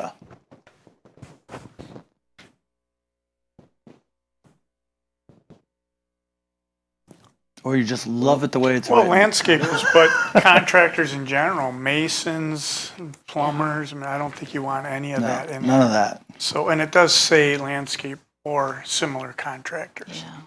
Yeah, I can. And there's a lot, home builders, a lot of contractors you wouldn't want. And we don't want With it equipment, dump trucks. Storage of it outside, use of it outside, idling of it outside. Early morning. I know that jumps out at me on the list. Yeah, contractors. Amy, do you happen to know how many acres you're talking about here for this? I do have it written down somewhere. It's 100 and, oh, here. Total. 166.8 acres on the north side and 158.5 acres on the south side. But for the part where you're talking about for light industrial, whatever. Oh, I do not. I mean, I can certainly do that. It's really important to know that line might be, it might not be that significant. I'd like to know how many acres in from 83 going west that would be. Okay. Let me try to figure it out right now. No, you can. I mean, I can try while you're talking. So what if we did as written, did this, and it's a pretty wide open of what you would do with the property. It's got everything in it, really, right? You're just going from agriculture to almost a pretty wide open with some restrictions is how I'm reading this. So you're waiting to see who comes to you with a development plan. If for whatever reason you don't like their development plan, but they comply to that language, as a city, can that be blocked? Can that be stopped? Well, yeah, right now, it's not zoned appropriately for it at all. I know, So I know. the nice thing is anybody who comes in has to come in and still go through a zoning process. Whether we, I don't know how it would be developed. It could be the first person comes in and a district is created and it includes more properties, but yeah. Let me re-ask the question. If we did exactly what you just said, and a landscaper comes in and says, I got this great plan to develop this area and I'm going to put my landscaping business on it, could we as a city legally say no? Yes, because you could say it's not meeting the intent of the plan, because and that's what helps with having a little more specific language, is if you know there's things you don't want, this is your leading document that you can use. But again, as we've gone through this many times, the land use is kind of the overall guide. I know. Nothing gets approved from anybody who does a development. Our hook is we just don't approve the zoning. Yeah. Right? If we don't like the plan, there's nothing that forces us to move forward with it, because the next phase of the process, whoever that developer is, this body has to approve their zoning. And if we don't like what they have, we just don't approve the zoning. I asked that question for a purpose so that everybody publicly could understand that. Good question. And it does require, that would require a public hearing and, notification would be made. The rezone. I think it's also important to understand that, we had some sites to look at, and I've worked in an industrial park in New Berlin for 44 years, and there's a lot of mixed type of businesses there. And there's a lot of different facilities that are in these industrial parks. I personally, went this past weekend to 4 different locations, and I saw 100,000, 200,000 square foot facilities there that are, most of them are empty. They're set up to fit whatever is in there. I would not want something like that. I don't think it fits in the city, period. No. That's just my opinion. But I also looked at one that I'm familiar with off of Capitol Drive that's in Brookfield. You drive in there, it's very complimentary. It's actually low height buildings. There's legal, there's medical, and it's really similar to some of the properties right across the street. But it's also not something that's going to be looking at, there's not a drop forge, there's not a foundry, right? Nothing like that. So I think it's Brick important. buildings, nice landscaping. Yeah, and that's an older development there. It's been there easily 20, 25 years, looking at, the trees that are growing up. But it's very park-like and very, very nice. I've been there several times through work. And, so I wouldn't want to see some of these massive buildings. I just, like I say, I don't think it fits, period. Yeah. In so many ways. Right. And so I think it's important to get that message out there too. Yeah. What we would be looking at as a city, if, big word if, that would be a direction to go. And financially, I get it, how it would work better to the advantage of the city, help control taxes, all of that does play into this. So, I'm just putting it out there. I just don't see anything that would be going there to be that grand of a scale of a building. I just don't see how it could fit. Do you know what development you're referring to in Brookfield? What is that called? Yeah, it's Gateway West. Yeah. On Intertech Drive. Yeah. Yeah, there's a machine there's a machine business that we buy our equipment through. There's another one. And there are semis that go in through there, because I know particularly this one business, because there's machines that are delivered there and picked up, periodically throughout the course of the year. So there is truck traffic, but I'm sure it's in limited quantities in the front side of the industrial park. Backside has bigger business back there. Yeah. Okay. And it is set up more of an industrial look with the larger buildings. Front side, very complimentary. That, tell you the truth, I wouldn't mind that would be next door to me, because it fits into a decor. Yeah, it's more like a park. It's more park. It is park-like. But again, we're looking at something that when it's first developed, trees are small, bushes are small. You see everything. It takes 10, 15 years before something starts, breaking up the look. Did you guys, did anyone go see the park in McGuanago? Yeah. Okay. I went to all 4 of them. Okay. Oak Creek, the park in Oak Creek is pretty intense. I think the provisions in here would already limit that type of activity. That's the buildings are new and they look okay, but they have nice landscaping in their roads, but there's a lot of truck traffic. Some of those buildings had 20 loading docks. I mean, that is absolutely not. No. What? There's one in McGuanago. You go to the back I don't think side. anybody here or the council would be looking at anything like that, right? There's thousands of pallets there and trucks and just everything there. I'm going. There were some buildings that had one loading dock, right? That seems a lot more. That's a different environment. That whole 94 corridor, with what's going on with all of the development all the way down to Chicago, it's a whole different manufacturing environment than what commercial would be here in Delafield, I would imagine. Yeah, the one in McGuanago, the one in Oak Creek, even the one where Harkin is. There's big facilities in all 3 of those, and I just don't see how that look could fit in this type of an environment. Yeah. Can we control like a spec development where a guy comes in, wants to put in 50,000 square feet, but he has a tenant for 10,000 of it, and he says, well, I'll be marketing the other. So what some communities are doing is they're actually partnering with a developer to develop the park so they have some control over exactly what and how things are built and the size of the structures and the infrastructure. That comes at a front cost to the community. The other challenge is we don't know what the market is for non-residential right now, do we? So we have been talking to, because I have to learn and understand this stuff too.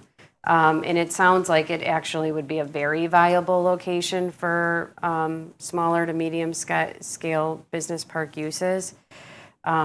Limiting, when we do get more, the more restrictive we get, the less desirable it becomes. That's just the truth. It becomes less desirable, especially for people who are building shells for renters. They don't know the success rate when it's highly restricted.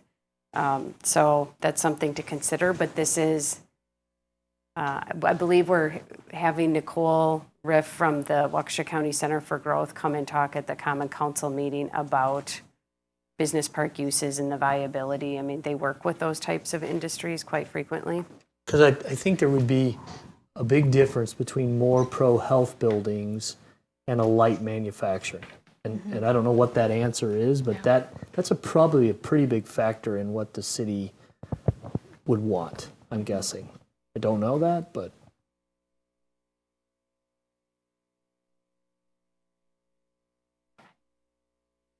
And I would think the neighbors might look at that differently too. Don't know, we'll have to ask them eventually, but, Because I think the earlier point somebody brought up about trucks, it is true. Yeah. You think you ordered a pallet, you're a light manufacturer, you think you ordered a pallet and a big semi comes rolling in. We get that at our shop. It's not uncommon. Yeah. Yeah, our residential community is so tightly packed in there. I almost think we should limit small businesses to be just directly accessing 83 and not go in. Yeah, that to me is an easy one. Yeah. Don't extend the roundabout or the Yeah. cul-de-sac. Don't let it go through. I genuinely don't think that's going to be. It's my understanding that they have no interest in trying to go on local roads. If they have that direct route to 83, that is going to be. They're spending more gas money and mileage on moving throughout the community. So I don't. And that can be all. That can all be designed during the development stage. We've made it clear in here that we don't want to see that traffic get combined. So we can. That can be done by tonnage, road tonnage, right? If you exceed a certain number, you can't use the road, right? So it's an enforceable. Or even in the development, we can just not allow a road to go there. They all have to go through 83 to get in and out, right? Yeah. We have that ability. Absolutely. Sure. Yeah, I will say the challenge with that is for emergency services, they're going to want to have more than one way in and out. Yep. And you're restricted here with the river to the south, actually steep topography and other challenges in creating another road path to the west. And I believe the north and south side each have one access point on 83. So you can't do a loop on 83 either. And then you have the railroad tracks. But what we've done in some other places where we needed to get fire truck access is we created a fire access road, right? It's not for general traffic, but it's for fire access, right? So that's something that could definitely come into play. But And I think it's important that we talk about those things, but that's not something that gets really defined in land use, but absolutely something we can do when we get an applicant that has an idea to use those strategies. Yep.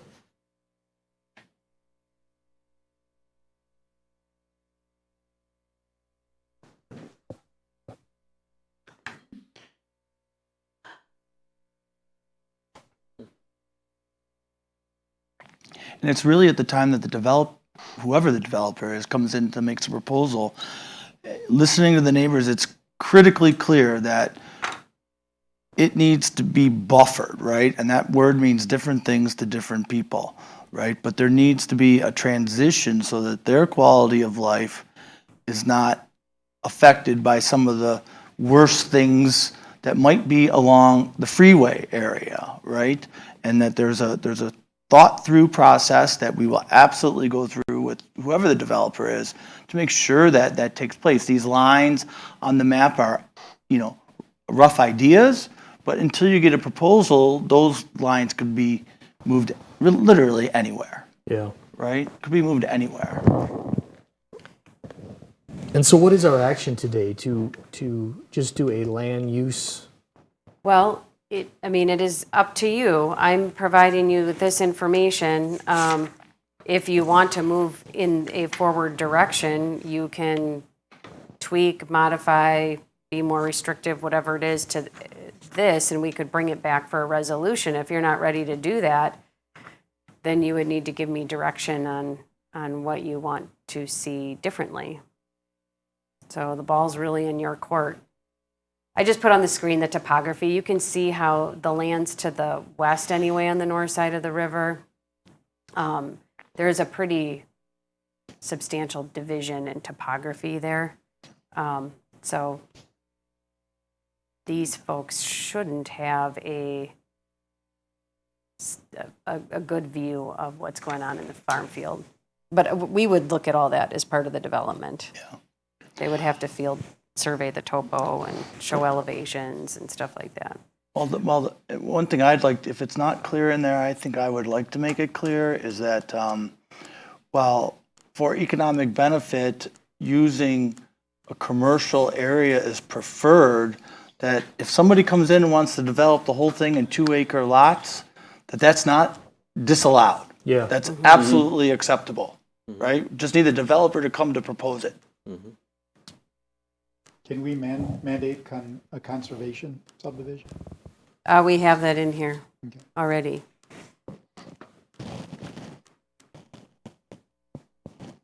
Yeah, I think someone said one of the public comments early on was regarding what you just said, Mayor, and that is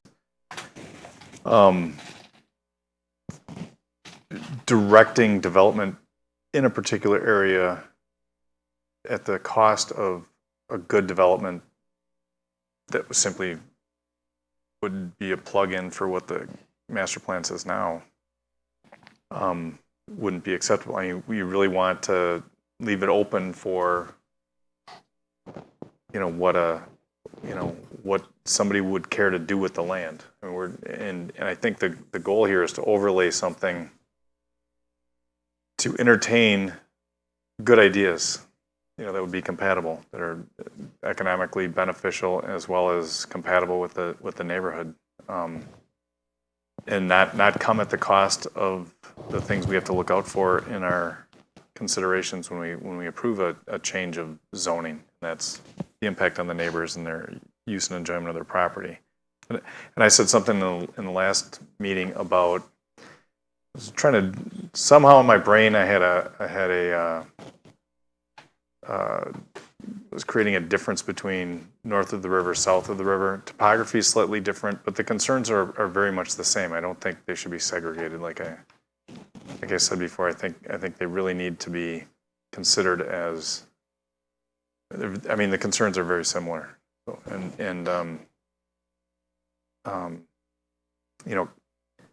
Moving something forward to consider that opens up the possibility, because I'd like to see something that puts these restrictions down should someone come with a proposal for a commercial property in any of these things, that follows a certain plan and logic, as opposed to, we're dealing with multiple property owners here in all these properties, and they're going to come at us at different times. If we have something in place as a long-term land use plan that entertains proposals, that follows the idea that we're trying to buffer what's there, and has these different phase-in areas in mind, that's better than leaving it as it is and somebody saying, yeah, let's do this here, let's do that there. You know what I mean? So I think getting restrictions like this in place for future ideas is a good idea. And I heard, I think Ed said something about he had like a building size in mind for any kind of commercial park. And I think you threw out 100,000 square feet as too big. Yeah. I work in a 100,000 square feet building.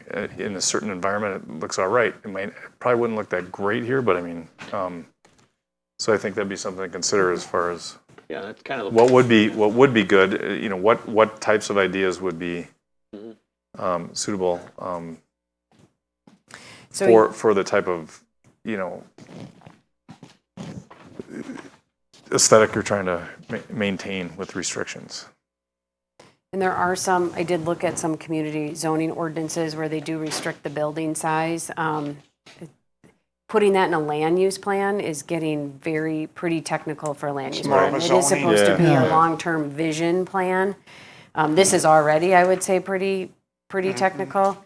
So size of building might be a great recommendation, but it should probably be built into the zoning code.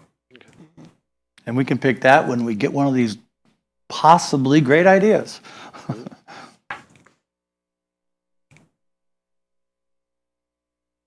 Yeah, well, I mean, we're kind of at the stage where we either do this as a procedural step, otherwise we say it's agriculture forever, which is probably not realistic, right? Didn't the alderman for this district have an open forum about this as well? Or am I mixing that up? Nope. I thought so. She did. Yep. It was well attended. Amy presented. Okay. Tim helped. Yeah, the concept wasn't embraced. The change, you know, so I mean, a lot of them are here.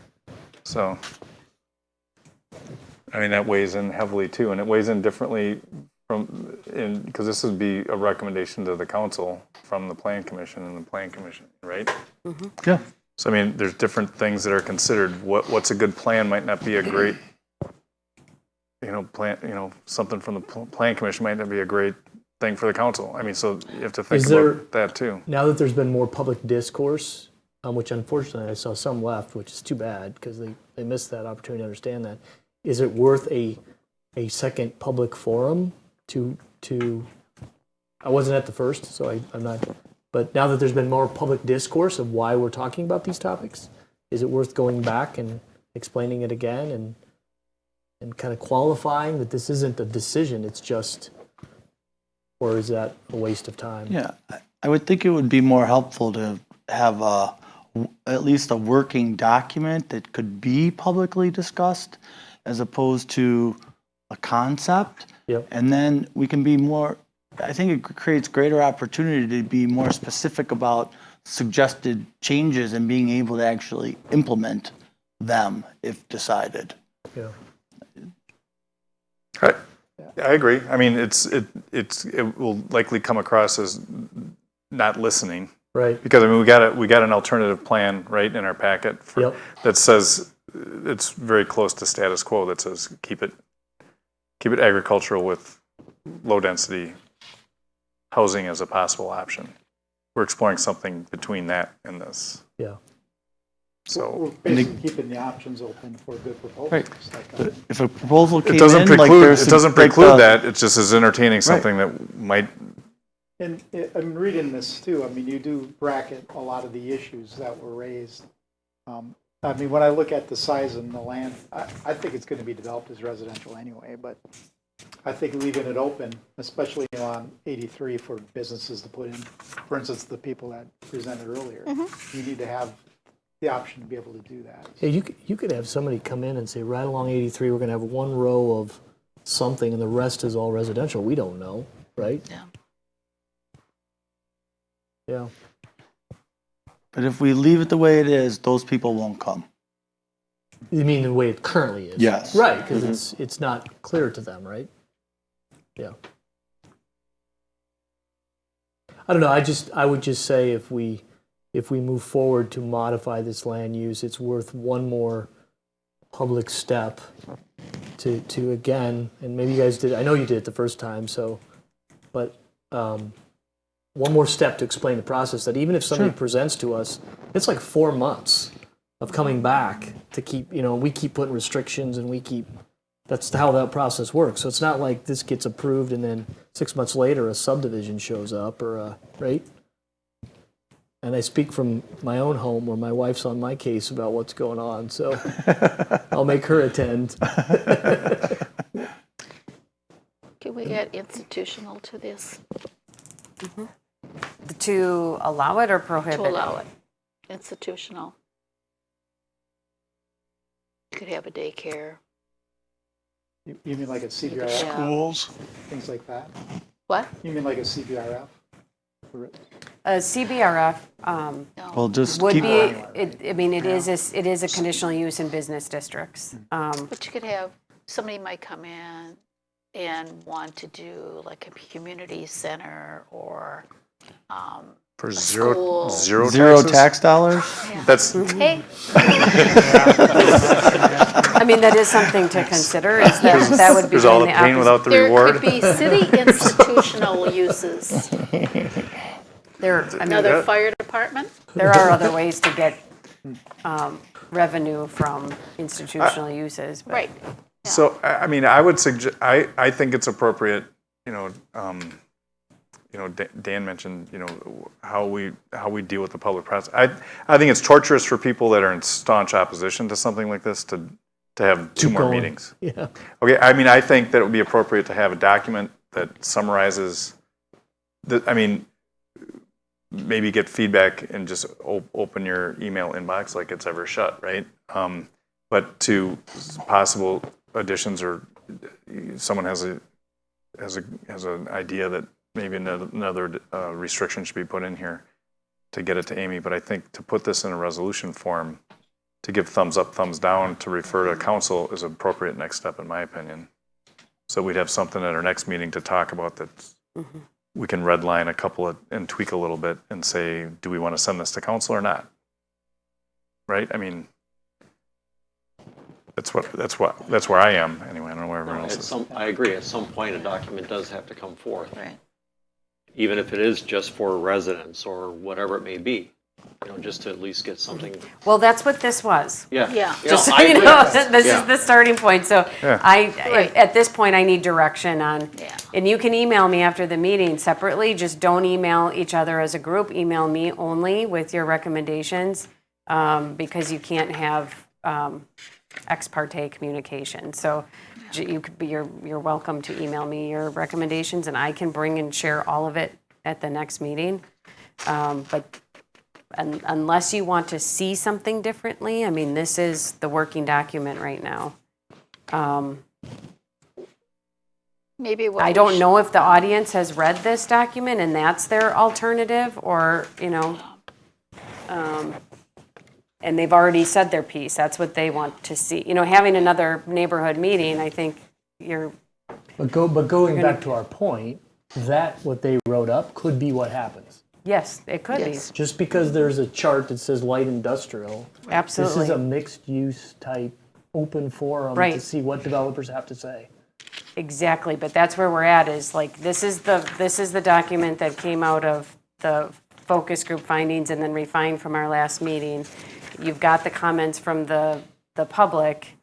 You kind of have to create that final document. You have to, at this point, tell me what's appropriate, and then I draft the final version. And that's, I guess I would take a step back, and you don't have to do it tonight. It's 10:45, but look at the map too. These boundaries are movable, but if there's something that you say is no way should this be in a certain category, you should move the lines. The lines are arbitrary, though. I just hesitate to spend much time moving lines because they're arbitrary. They're conceptual, and none of those lines. Their idea is to try to transition and protect the existing neighbors. Now, you really need a real application to see if that's being done or not being done, and treated appropriately. Yep. Perhaps what we should do is go through the ones that you recommended as possible uses. Sure. And that would be kind of a starting point, and we could say yes, no, maybe. That's what I was really hoping for tonight, was a yes, no. Or maybe. Well, I don't really like maybes, yes and no. I don't like maybes either, but yeah, it's a I think it's a process. Yeah. Well, let's start with prohibited, because that's probably easier. Yeah. So prohibited medium to heavy intensity uses such as large manufacturing and distribution facilities. Anyone opposed to that? Raise your hand if you're opposed. No, not opposed. Okay. With that. Processing of raw material for shipment in bulk form to be used in industrial operation at another location. I think the idea behind that is they tend, maybe not always though, tend to have more noise and smell and dust or whatever, but I don't know if that's always the case. So, but that's in there as prohibited. Rather safe than sorry on that one. Retail, and then the question with retail is what if it's accessory to a principal use? Like that gummy bear example, or maybe the the rustic manor example. I mean, they're in this category. So if they have an event facility, I mean, theirs is unique in that they're probably going to end up with a conditional use, and it's going to be for that property only. Incidental retail is not retail. It's incidental. Right. So it doesn't really matter.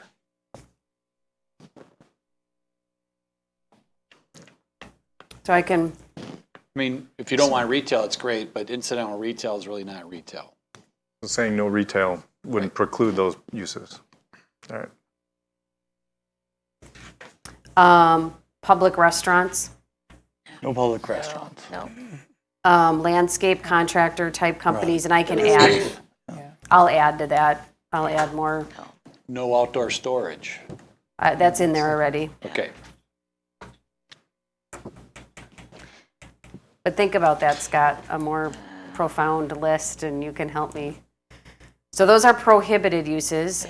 If you think of more, let me know. Okay. Well, and the one that I can think of would be someplace to take your car to have the oil change. Service car. Service centers, yeah. You would allow that? No, I would prefer not to. Okay, I thought you were saying allow that. I think that should be on the list of things to service. Repair and Service Service repair. Yeah. There's I think the code already has. And perhaps a good. Even a time. Yeah, operation. So that would get into the business of you got to be careful. That gets into the business of, but it is in here. So this is where the type of language that fits in a land use plan, that hours of operation can be considered to ensure compatibility. Okay.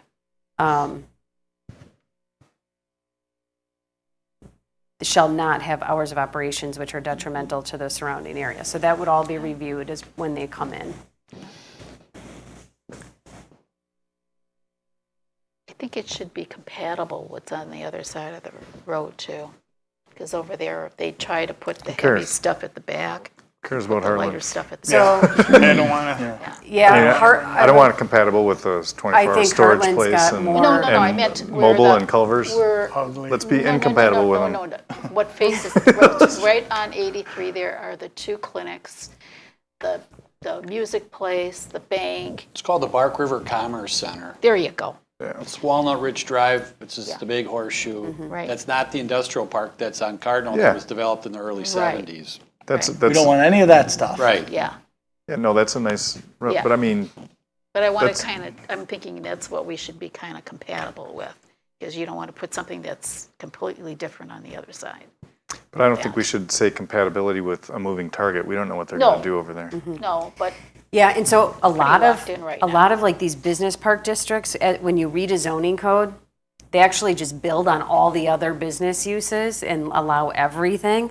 We're doing the opposite, where we're limiting it to a very narrow zone. So Heartland could be a lot more open. I know they have a planned development that exists, but it's probably more open than what you're considering.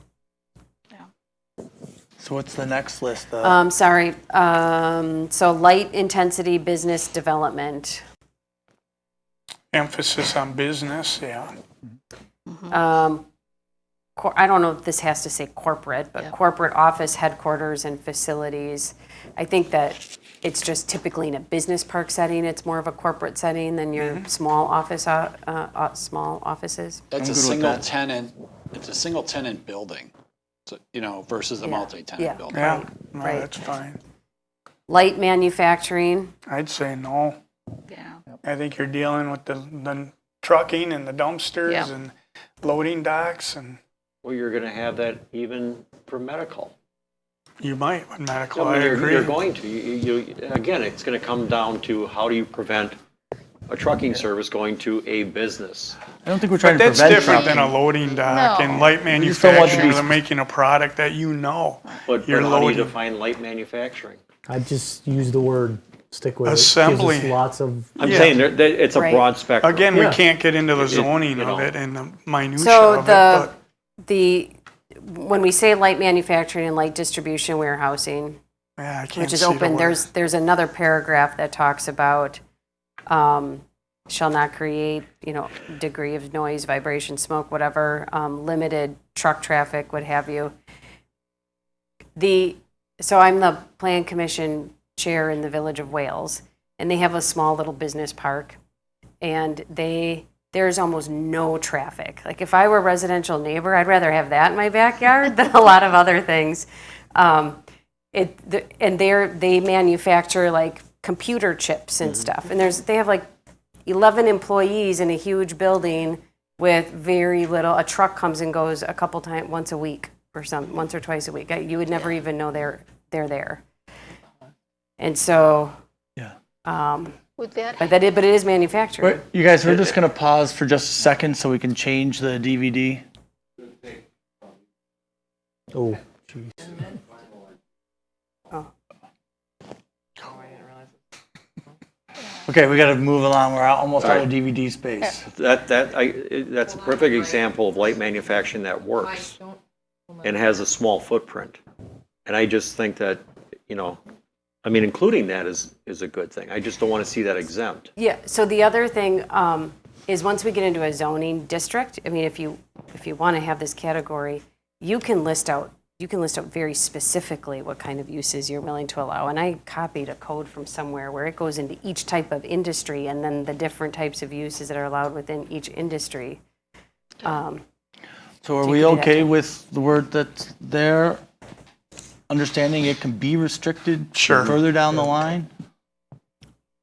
Limited distribution and warehousing. what does that mean? To me, seems like a lot of truck traffic. Yeah. Could be. Distributing and warehousing. And I could look into that a little bit more. Like Let's just more zip it. Get rid of it. Yeah. Yeah. medical facilities. Yes. Sure. Yeah. Service uses with limited traffic. So this would be like your bank. Oh, we don't want retail, but So service uses, but that have you don't have tons of people coming and going. it could mean a lot of different things. Yeah, I think we could leave it's that okay, in. services, and we'll have to define that We when could we get an leave it in. applicant. Oh, Okay. Meeting's over. I guess so. It's a first. We had to end it because the DVD space is out. All right, so we're out of DVD space, so that topic has to be over, and since we're not recording, we still have minutes, but, We have audio. we have audio? We have There you audio go. still. Okay. Okay. All right. Well, anything else on the list then? There was just two more items, I believe, right? We did service uses and then support facilities. That's kind of like your ancillary Or uses. call center. And then institutional, that Laura brought that up. It's something for you to think about. I mean, that is zero, that you're not getting your taxes, and you do have a lot of that type of land in the city. So if you do allow it, I would certainly require like a pilot program, which is payment in lieu of taxes. I think they're allowed in zoning no matter what. In our zoning, I think, can't you have public institution, certain ones? Mostly they Schools, go into an probably. institutional Okay, district. yeah. Okay. Schools. That's where I was going with that, was schools too. Okay, is that the end of the list there, Amy? Mm-hmm. Okay, So think about it too, think more. Sure. without objection, I'm going to move on to the next topic. Okay. Our next regular meeting is October 26, 2022. The regular meeting submittal deadline is September 28th, 2022. Refer you to any correspondence in the packet. Amy, any planners report? Nope. And building inspectors report. Permits are down. That's it. Okay. All right, seeing no further business, we are now adjourned at 10:55. Thank you, everybody. You totally blew that one. Yes. Oh, I did get one of them.